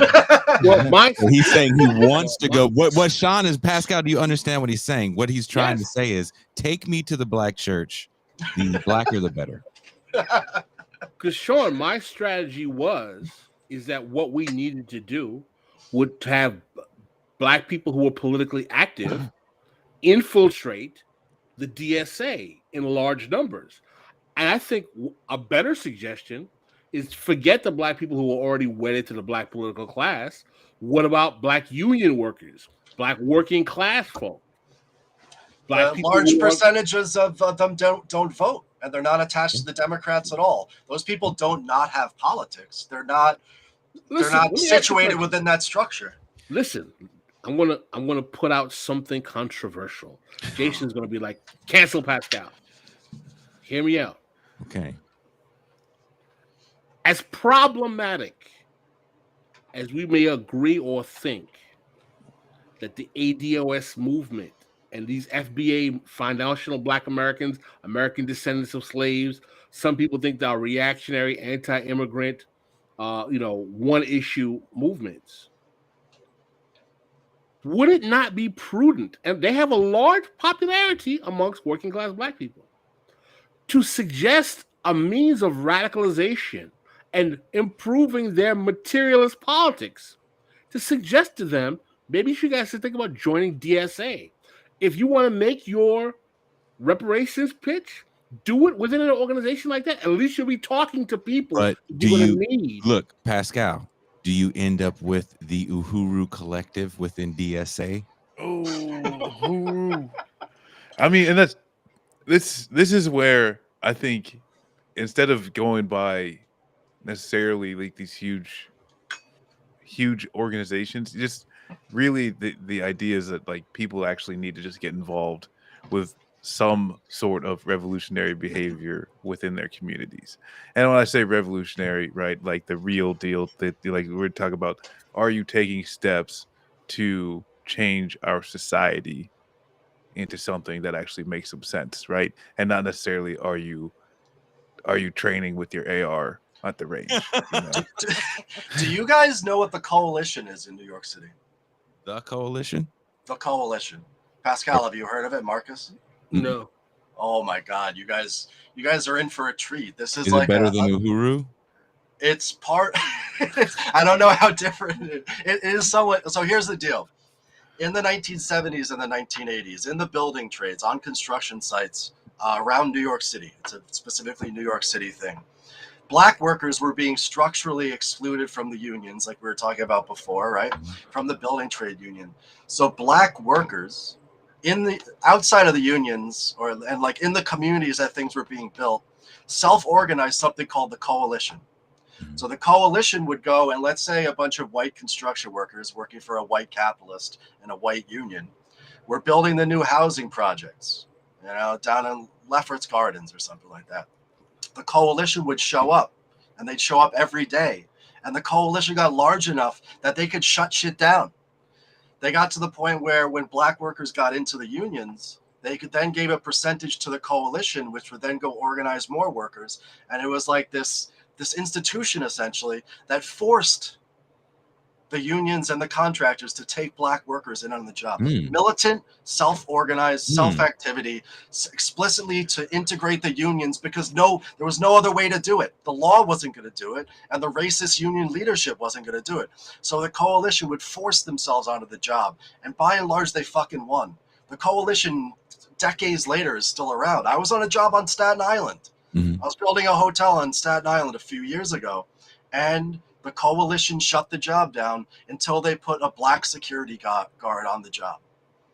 They still have the power to do this. So if we're talking about infiltrating organizations, why couldn't people infiltrate the coalition, because now it's very much like similar to what you guys talk about with like the blackness leadership class. It's very much a part and parcel of the system. It does these things very pro forma, and it's very inward looking. It's just trying to get more dues from people and shit like that. But what about getting some radicals in the coalition? This is and where building class power looking? that way. Yeah. Did you say inward looking? Inward looking, yeah. Oh, like a union. inward. Not Just in the same exact way that the unions became inward looking, which is that the we want more inward looking union, Sean. That's what we need. We need more N-words in the union. I can't believe you thought I said that.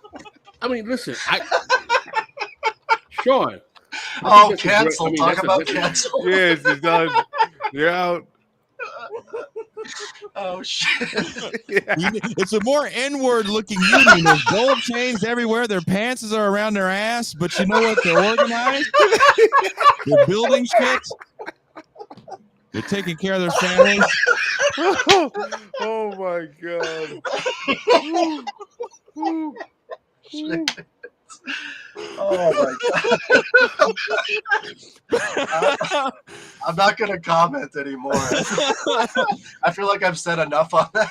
I'm sorry, Sean. And this is where, No, like, it's I think. Aren't you glad Brooklyn's gentrified now? Don't have to. You don't have to walk out to an inward-looking neighborhood anymore. I got your N-word for you right now, white boy.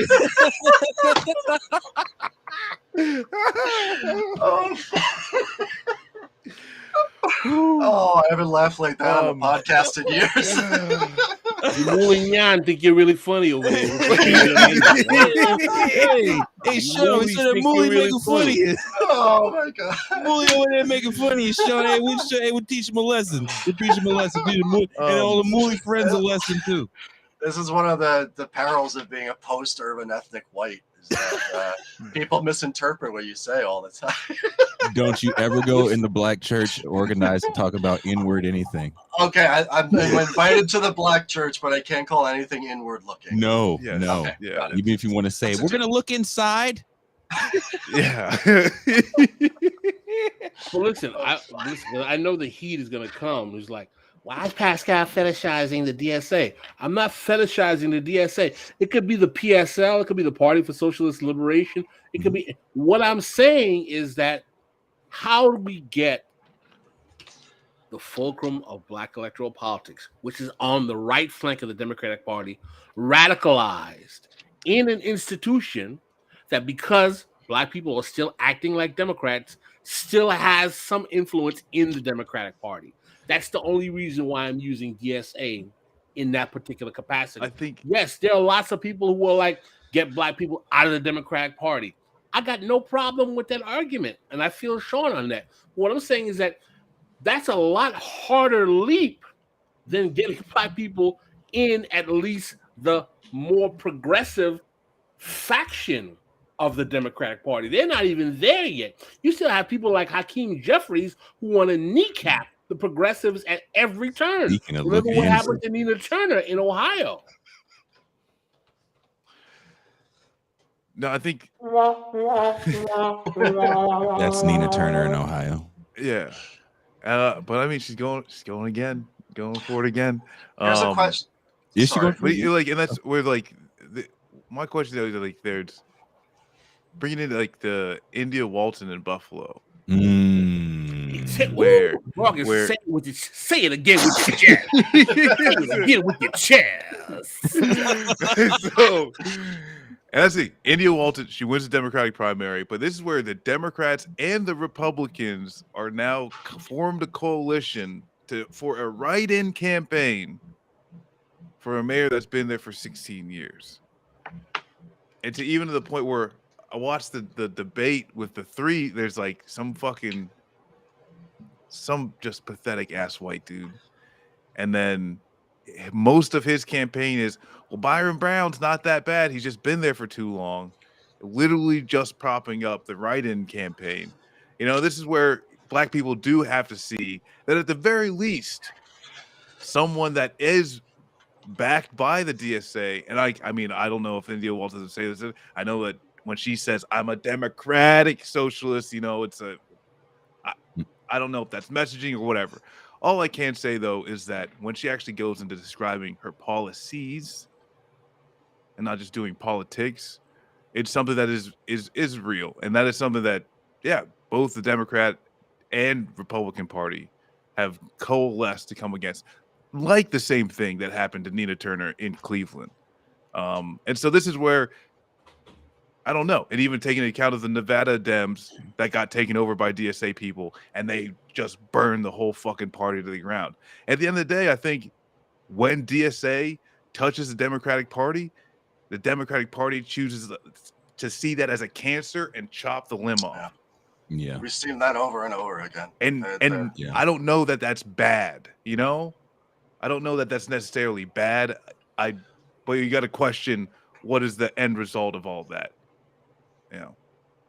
Well, what I'm saying is that if you could get the bodies in a formation like the DSA and radicalize it, racially diversify it at the hierarchy and at the grassroots level, and make the corporate Democrats afraid of doing what they're trying to do to India Walton or what they did to Nina Turner.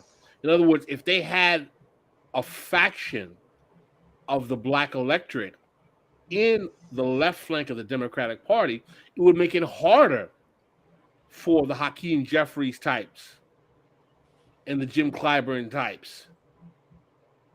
Because listen, let's make this clear. And I mean, I think Jason and Marcus know me well enough to know that I'm not even a member of the Democratic Party. I've never been a member of the Democratic Party. My politics, people, you look at my history of writing, I've been challenging the Democratic Party as the graveyard of movements for over a decade. You go, girl. But all I'm saying is that the facts on the ground and the reality is we got to deal with the actual place in where black electoral politics is. And what I'm saying is that you have your India Waltons, and I'm glad Marcus brought her up, DSA member. You have your Nina Turners, not a DSA member, but, coming out of that progressive kind of Sanders coterie. If we can get black political actors to have a materialist politics coming out of that kind of Sanders constellation, is there not a strategy worthy of trying to get parts and coalitions and segments of black electoral political actors in that left flank of the Democratic Party to improve the quality of policies put forth that affect working class and poor black people? That's the question I'm asking. It doesn't have to be DSA. I only chose DSA because it's doing things like creating India Waltons and Ocasio-Cortezes and supporting people like Nina Turner's. Does anybody completely accept all of the problems of DSA? Jonathan Guerrero, I'm sad to say I'm not familiar with the California National Party, as I'm pretty far away from all political movements where I am right now in California. If you only knew. I think right now in California. Part of the frustration is that there's just a lack of an organization that's national in scope with a coherent strategy to move the nation towards socialism. And that's where we're at, of building that structure, of a few different entities that are creating data points in which we can say, oh, this could be something. I mean, how do you convince people to be socialists? Do you do it by browbeating them on social media? Yes. Yes. Okay. Yeah. No, honestly, my daughter, who is 23, called me the other day. Yesterday we talked, and she's working in her first warehouse job. And now she understands what I've been talking about. Jason, thank you. You made my point material and real. The way you change people's minds on everything from who to vote for, who to vote for, or whether or not black people deserve equal rights, or if immigrants should be able to stay or should just be deported. All the way you change people's consciousness, let's just call it, you can use persuasion to move the needle a little bit. But what changes people's minds about the world is their experience with the world and what they do in the world and their actual conscious activity of the world. So like, this is why I think the strike wave is so potentially important, is because let's not assume that all these white, black, and brown workers who are out there striking or quitting their jobs in anger are like a political blank slate. They come obviously to the world with a certain, maybe an attachment to the Trumpism, maybe an attachment to Bidenism or whatever. But if and when they can come together with workers of all races, all genders, all orientations, and fight together, and not just in the abstract sense of fighting over like particular words or fighting over critical race theory or whatever it is, but fighting in a true material sense where their material interests are at stake. This has been historically what changes people's consciousness. The biggest thing that capital is afraid of right now is a big win. Imagine the sea change that would happen for the American working class, black, white, brown, and otherwise, if there's a breakthrough, if one of these strikes were to win fucking big. It frightens the shit out of the capitalists, and it frightens the shit out of the state. And what we need to start doing is showing people what winning looks like. Not winning in the abstract, not winning in the culture war, whatever, winning tangible gains. And that, I think, combined with the experience of standing alongside other workers in order to fight to win, is what changes people's minds about not just socialism again in the abstract, but the actual potential and the kind of energy that it takes, the solidarity necessary to make that even possible in the first place. Depoliticization is huge in this country because of the delegitimization of politics in this country. It's not difficult to get somebody to agree that, like, we need Medicare for all or whatever. What's more difficult is to try to convince them that voting for this particular Democrat or this person in the progressive wing of the party is the way to get that, because people know it's not. It's not without some other missing aspect to it.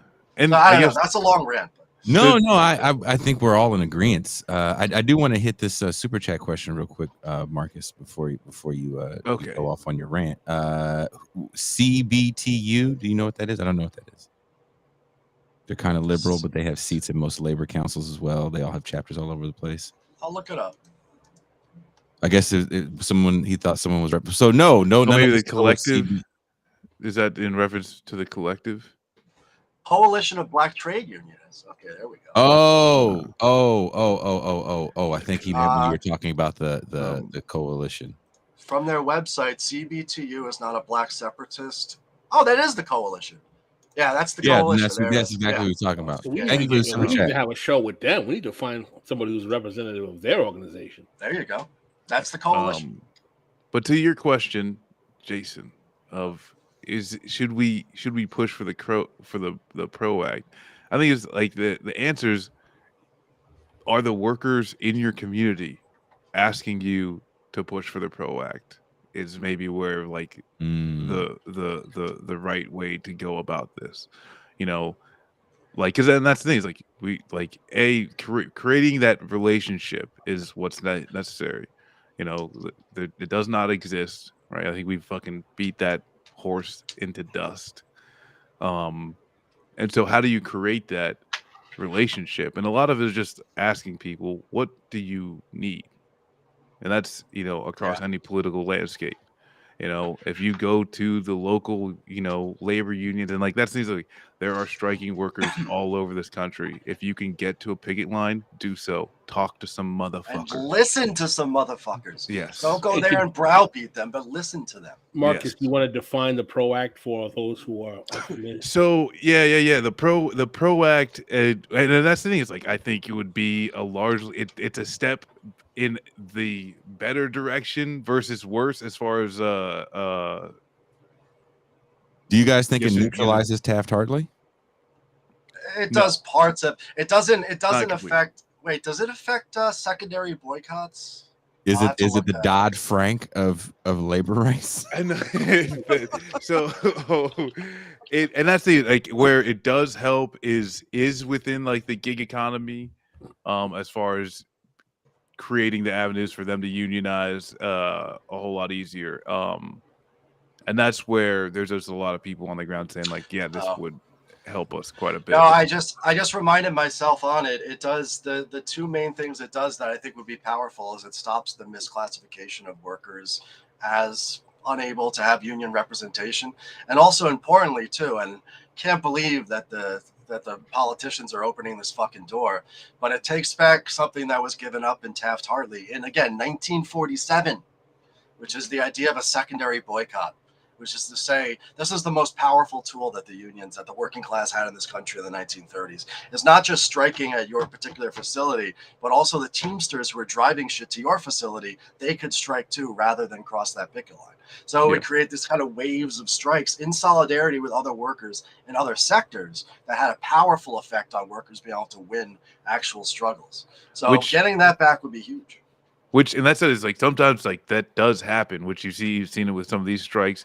There was a Teamsters, solidarity, but it's like on an individual basis. Basically, is that delivery truck driver, is that, train operator. They have the right to not cross the picket line, but the union doesn't have the right to shut that company down.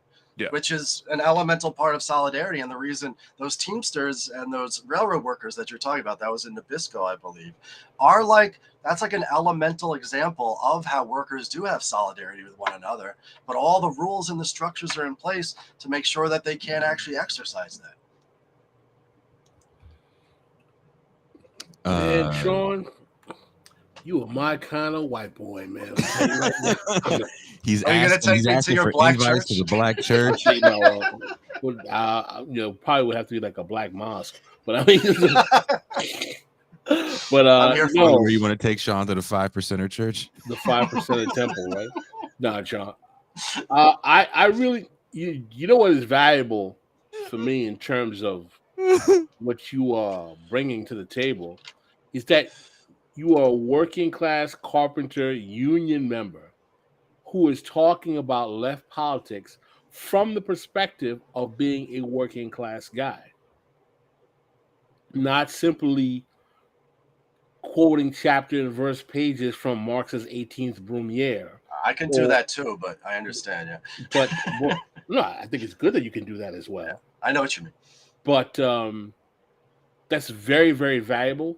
And there are not enough people on the left who have that experience today that can really bring that vision, and it's necessary. Well, look, thank you for that. I mean, there's two different viewpoints. I mean, there's an in between here, but like there's the viewpoint that the working class is something that the left acts upon, right? It's this tabula rasa, this blank slate that you go in and you organize the workers. When in fact, that's the exact kind of mentality that's going to alienate people who might be your ally in these sorts of struggles, is by going and telling them, giving them the good word about what socialism means, instead of going and listening to the sorts of issues that they're facing, not just on the job, but at home and in the community as well. And being able to say, the reason why this is happening is larger than just your experience. It's a systemic problem. And you can start tying the issues they're having with work, with all sorts of capitalist imperatives, with the history of what capital has done to white people, to black people, whatever.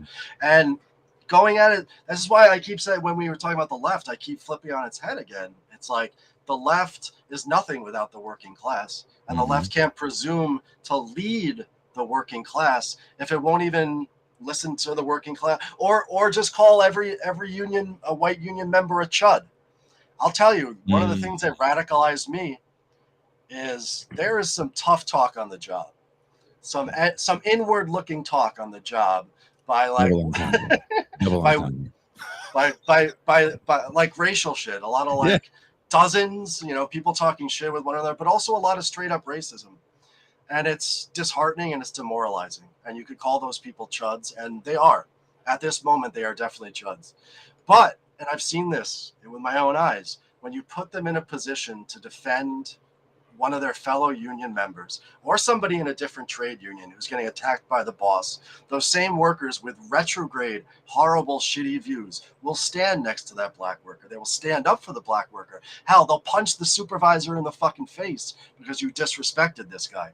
And that's not enough. What we've been trying to grasp at is that there has to be a political dimension to it. It's not enough, but it's certainly something. And it's something to work with. And changing people's minds about race and gender and all these things in this kind, and politics in general, again, doesn't start by getting lectured at somebody on twitter.com. It starts from showing people that what they do is already potentially powerful, and that the only way you win anything is not by putting your vote and your representation in somebody in Albany or somebody in Washington, D.C., but to start to use to exercise the latent power that we all have, which is to fight with one another against our enemies, the bosses. I think Sean fired some shots. John, man. John is just... You get all the shots there. That's just how I think that's the reality behind all this shit, like with the vaccine mandate stuff, and like, you know, a lot of the rhetoric around Trumpism, Culture war bullshit. Culture war bullshit. It's really, it's not unimportant, but it's besides the point of what we need right now. Which so is again, if we're writing the Antifada TIR Powell memo, right? We're writing the TIR Antifada memo. I like the idea of TIR Antifada. Yeah. Is rule number one in the memo: ignore the culture war. Yes. Fight. I would say, but not ignore. Okay. Fight the culture war with materialist politics. Yes, and policy. That's right. 100%. I agree. What does that look like? Give me an idea. Expose the culture war for the distraction that it is, yes, from both the liberals and from the right. Yes, that's it. They both use the culture war to distract from the fact that we got millions of people in this country who are getting ground to dust. Have been for decades. Yeah. No, and like where that like comes into something real is that if someone comes to you talking about CRT being taught in schools, you know, especially if you're in a poor community, you need to be talking about just the how schools are funded in the first place, how teachers are paid in the first place, right? You know, if this is anything like if it even too, it's like I think one thing that I would not fucking involve myself is like guns. The policy on guns in this country is largely just now a culture war, you know. But it doesn't need you don't need to have these fucking talks as far as like what type of fucking restrictions you would have when really why do people fucking shoot each other in the first fucking place? You know why? Especially too, you talk about gang violence and all these things. What do these communities actually fucking look like? Because at the end of the day, there's a shit ton of guns in rich white communities that do not go off. Mm-hmm.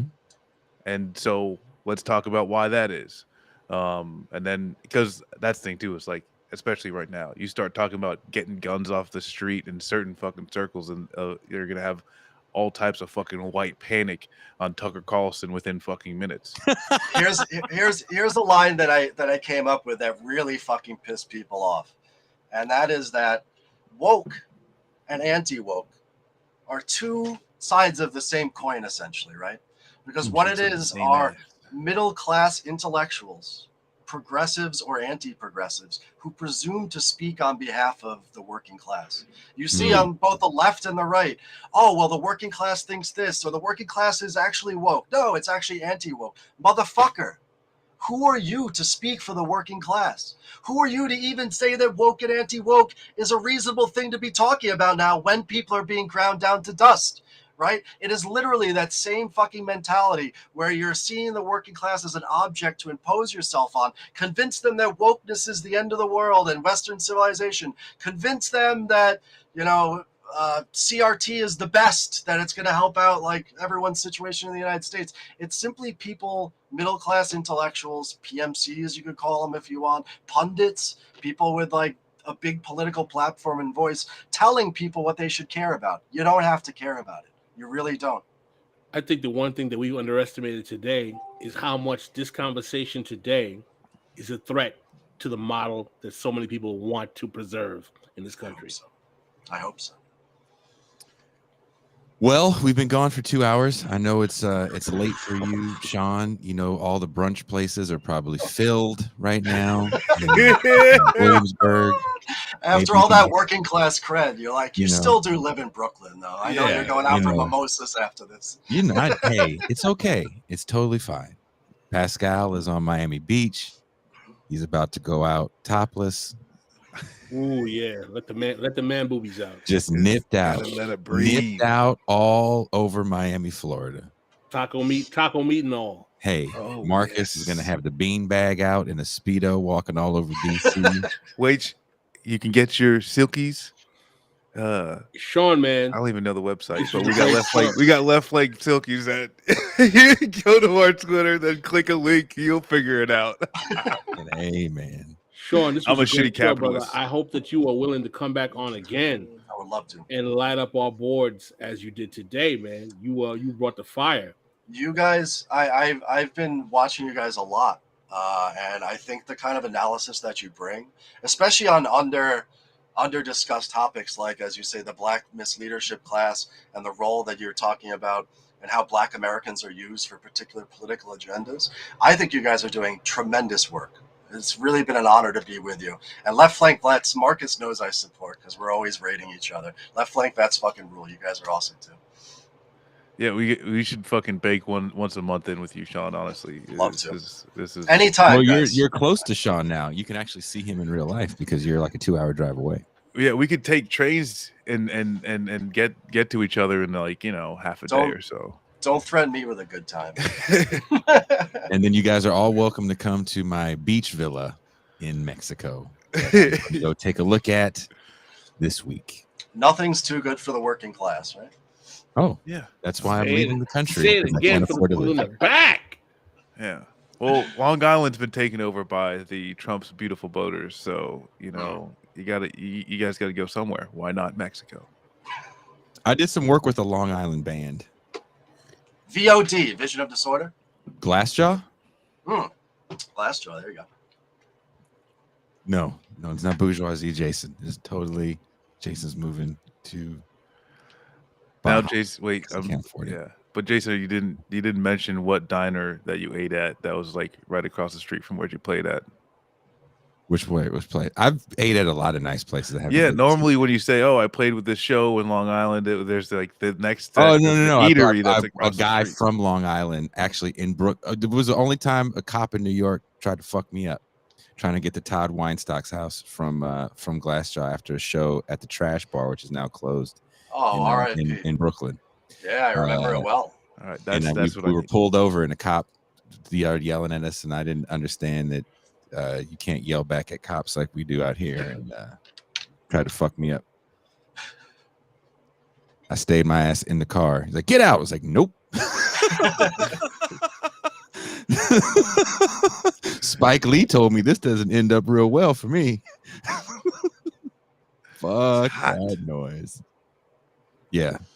I'm not a fan of Brooklyn after that. I only play in Manhattan now. Oh, here we go. Both boroughs have been going remarkably downhill lately, so I feel you. Y'all cops are a whole different breed out there. I wasn't used to that shit at all. The insurrection last year, I saw with my own eyes for the first time in my life, and I was there for Kamani Gray's shooting in Flatbush 5-6 years ago. When the cops murdered a kid by shooting him in the back. I saw the NYPD be defeated for the first time on the streets, and it was I wish I would have been there for that shit. I would have bought a ticket. I could tell you guys a story that may be off camera. It's a little graphic. We don't want to get you fucked up. If anything else, it was a nice moment to see that, because the NYPD here has such incredible power, and they seem undefeatable. They are some occupying army. With Eric Adams coming in NYC, that's our next show. The NYPD and Eric Adams. That's what we should do that. There's an artist named Paperboy who does a music video called Eric Adams Get Out of My Room, and they take the they take all the footage of Eric Adams' campaign thing where he's standing in like a living room and he's like, search inside the pillow and you'll find a gun. It's like to parents to try to convince them to like search for drugs or whatever. So it's this rapper Paperboy did a song like cutting up that, and the lyrics are, Eric Adams, get out of my room. Eric Adams, get out of my room. It's classic. I'll send it to you guys. That's the guy that was running for mayor, right? Yeah, from there. Paperboy. Well, Pascal, are you ready to go sunbathe? Paperboy Prince. I'm sorry, Paperboy. Always. Well, there you go. Pascal's going to sunbathe. Marcus is going to unleash the beanbag. And Sean is going to have brunch. I'm going to stay out of the rain. And on that note, guys, thank you guys very much. We'll be back Tuesday. Is Tuesday with Ben Burgess, Pascal? Ben Burgess talking Chris Hitchens. Christopher Hitchens. Christopher Hitchens talking about Christopher Hedges. Thursday, talking about Christopher Plummer. Talking about Christopher Walken. So Tuesday, we're talking Christopher Hitchens. Thursday, we got Adolph Reed. Thursday, Adolph Reed will talk Christopher Hedges.